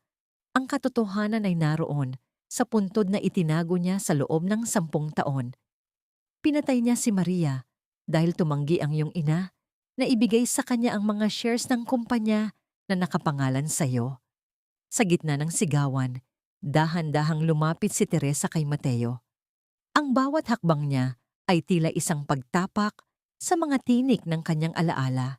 Hindi siya natakot sa mga pulis. Hindi siya natakot sa galit ng kanyang lolo. Tumigil siya sa harap ng kanyang ama at tinitigan ito ng diretso sa mga mata. Mateo? Ang boses ni Teresa ay kasing lamig ng yelo. Sa loob ng 5 taon, tinanong ko ang Diyos kung bakit ako nag-iisa. Ngayon, alam ko na ang sagot. Mas mabuti pang mag-isa kaysa magkaroon ng amang tulad mo. Ang iyong pagmamahal ay hindi pag-ibig, kundi isang nakamamatay na obsession. Ikaw ang pumatay kay mama. Hindi ang lolo, hindi ang tadhana, kundi ang iyong kasakiman. Ito ang kanyang golden moment. Kinuha ni Teresa ang hair clip ng kanyang ina mula sa kanyang bulsa at dahan-dahang binitiwan ito sa harap ni Mateo. Ang maliit na alahas ay tumama sa semento nang walang tunog, ngunit para kay Mateo, ito ay tila isang mabigat na hatol. Huwag mo nang babanggitin ang pangalan ni Maria Blanca, sabi ni Teresa, bago tumalikod ng tuluyan. Sa kabilang panig, si Jingchuan at Doña Remedios ay dahan-dahang itinatayo ng mga pulis. Ang karma ay narito na para sa kanila. Ang pamilyang dati ay nanginginig sa yaman, ngayon ay nanginginig sa takot at kahihiyan. Nakita ni Teresa si Jingchuan na pilit na inaabot ang kanyang kamay. Teresa, please, iligtas mo ako. Sasabihin ko ang lahat. Magpapakabait na ako. Babalikan kita. Ang boses ni Jingchuan ay puno ng kaduwagan, isang gaslighting na pagsusumamo na wala ng talab kay Teresa. Tiningnan lamang siya ni Teresa ng may matinding awa. Jingchuan, ang lalaking minahal ko noon ay isang ilusyon lamang. Ang lalaking nasa harap ko ngayon ay isang estranghero na hindi ko na nais makita pa kahit sa aking mga panaginip. Paalam. Habang isinasakay si Mateo, Jingchuan at Doña Remedios sa magkakahiwalay na sasakyan ng pulis, naramdaman ni Teresa ang unti-unting paggaan ng kanyang dibdib. Ang ironclad cause-effect chain ng tadhana ay natapos na. Ang mga taong naghasik ng dilim ay dinala na sa liwanag ng katarungan. Lumingon si Teresa kay Lolo Sebastian na ngayon ay nakatayo na sa kanyang tabi. Ang matanda ay yumuko, isang tanda ng paghingi ng tawad na hindi kailanman inakala ni Teresa na makikita niya. Patawarin mo ako, apo, dahil sa aking katigasan ng ulo, nawala sa akin ang anak ko at muntik ka na ring mawala. Bulong ni Lolo Sebastian. Ngunit may isang bagay pa ring gumugulo sa isipan ni Teresa, ang dangling mystery na hindi pa tuluyang nabubura. Saan dinala ni Mateo ang katawan ng kanyang ina? At sino ang lalaking nakita niya sa anino ng tulay na dahan-dahang lumalakad palayo habang nagaganap ang kaguluhan? Cliffhanger.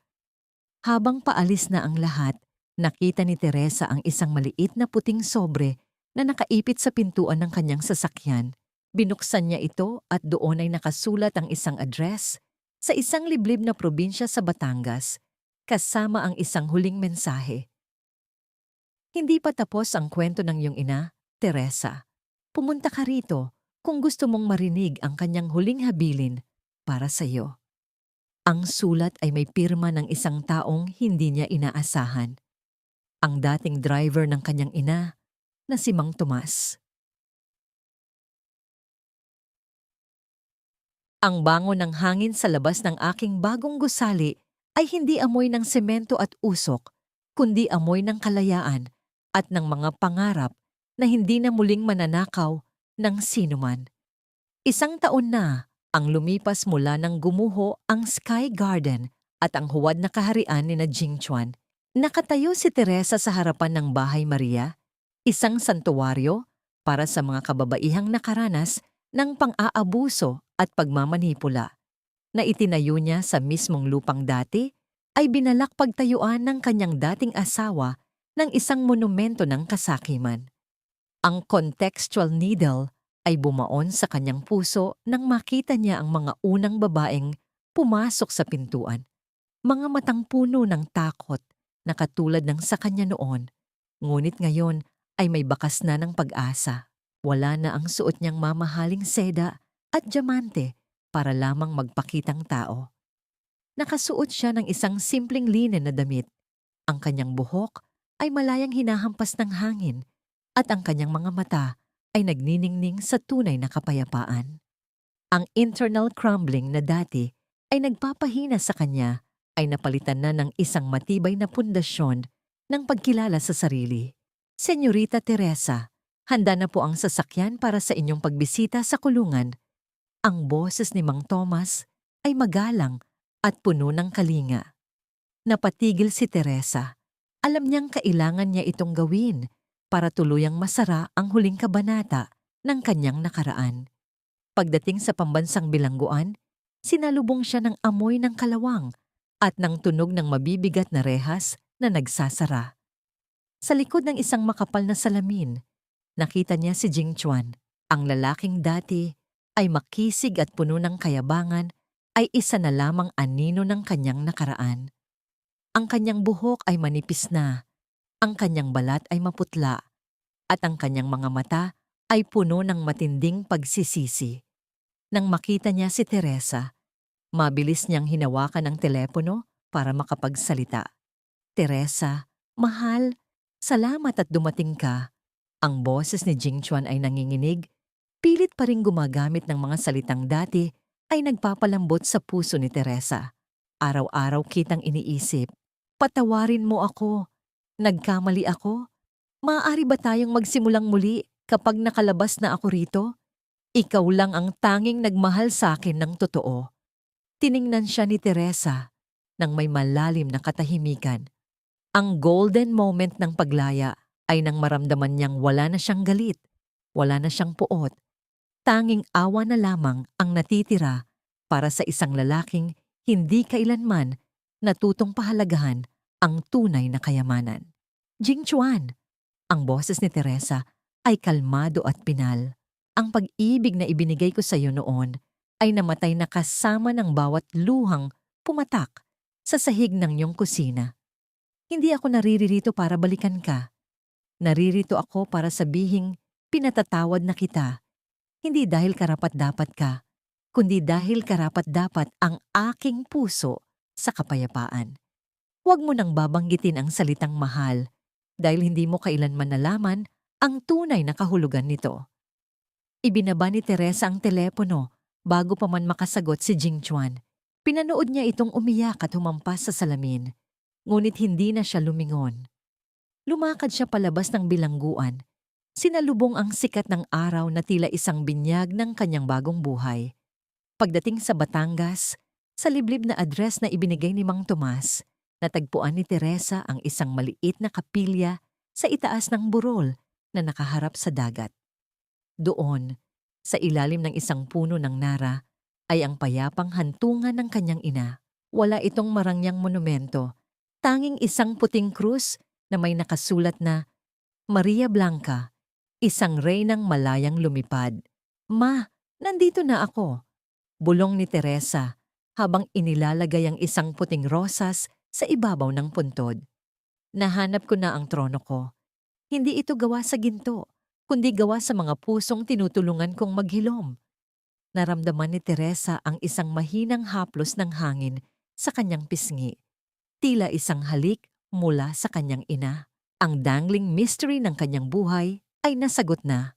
Ang huling habilin ng kanyang ina ay hindi tungkol sa yaman, kundi tungkol sa katapangan na maging masaya sa kabila ng lahat.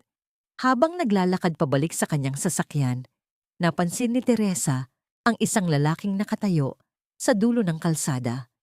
Nakasuot ito ng puting polo, hawak ang isang solong rosas na puti, ang paboritong bulaklak ng kanyang ina. Hindi ito si Jing Chuan, hindi rin ito ang kanyang ama.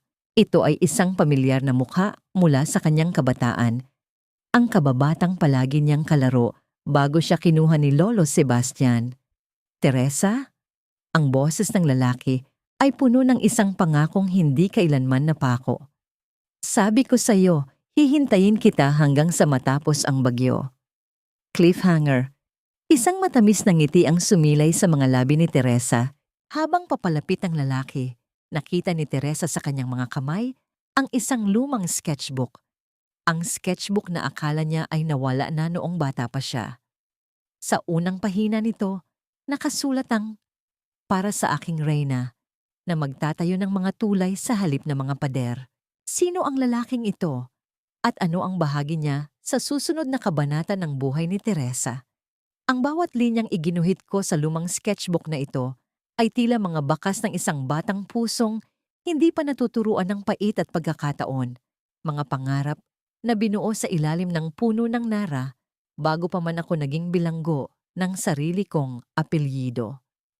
Nakatayo si Teresa sa tapat ng lalaking nagngangalang Daniel. Ang contextual needle ay bumaon sa kanyang alaala. Si Daniel, ang anak ng kanilang dating hardinero, ang tanging batang nakipaglaro sa kanya ng palihim sa likod ng mansyon bago siya tuluyang ilayo ni Lolo Sebastian upang gawing perpektong tagapagmana.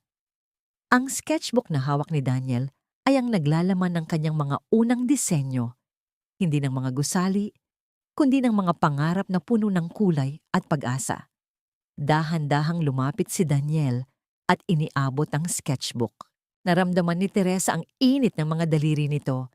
Isang init na hindi nagbabanta, hindi nagmamanipula. Teresa, itinago ko ito sa loob ng 20 taon. Sabi ng nanay mo bago siya umalis, ibigay ko raw ito sa iyo kapag nahanap mo na ang iyong tunay na tahanan. Ngayon, nakita kita rito sa harap ng kanyang hantungan. I think it's finally time. Binuksan ni Teresa ang unang pahina. Nakita niya ang isang drawing ng isang maliit na bahay na may maraming bintana at pintong laging nakabukas. Sa ibaba nito, may sulat kamay ng kanyang ina. Ang tunay na tahanan ay hindi gawa sa bato, kundi gawa sa mga pusong marunong tumanggap. Isang matamis na ngiti ang sumilay sa mga labi ni Teresa habang ang kanyang internal crumbling ay tuluyan ng napalitan ng healing pacing. Ang lahat ng kanyang pagdurusa sa piling ni Jing Chuan ay tila naging isang malupit na guro na naghanda sa kanya para sa sandaling ito. Salamat, Daniel. Salamat sa hindi pagkalimot. Pabulong na sagot ni Teresa. Ang kanyang boses ay puno ng emosyon. Akala ko ay wala na akong babalikan pa.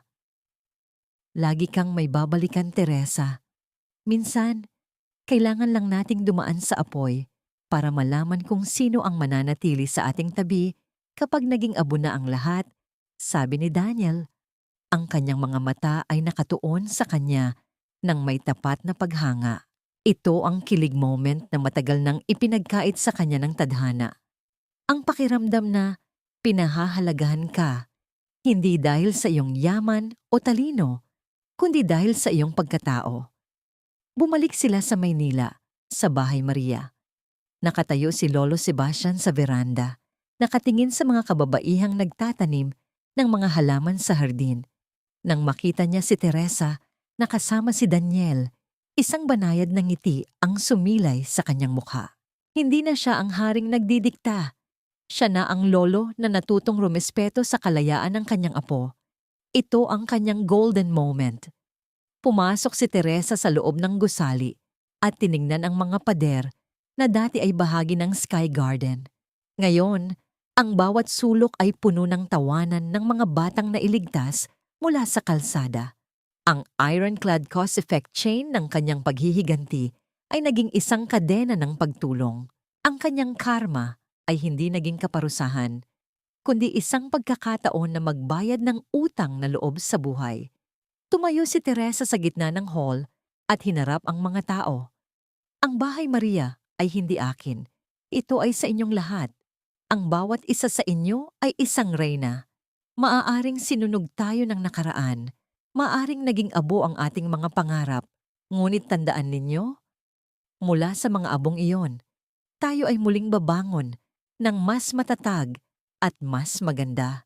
Isang malakas na palakpakan ang umalingaw-ngaw sa buong gusali. Ngunit para kay Teresa, ang pinakamahalagang tunog ay ang katahimikan ng kanyang sariling budhi.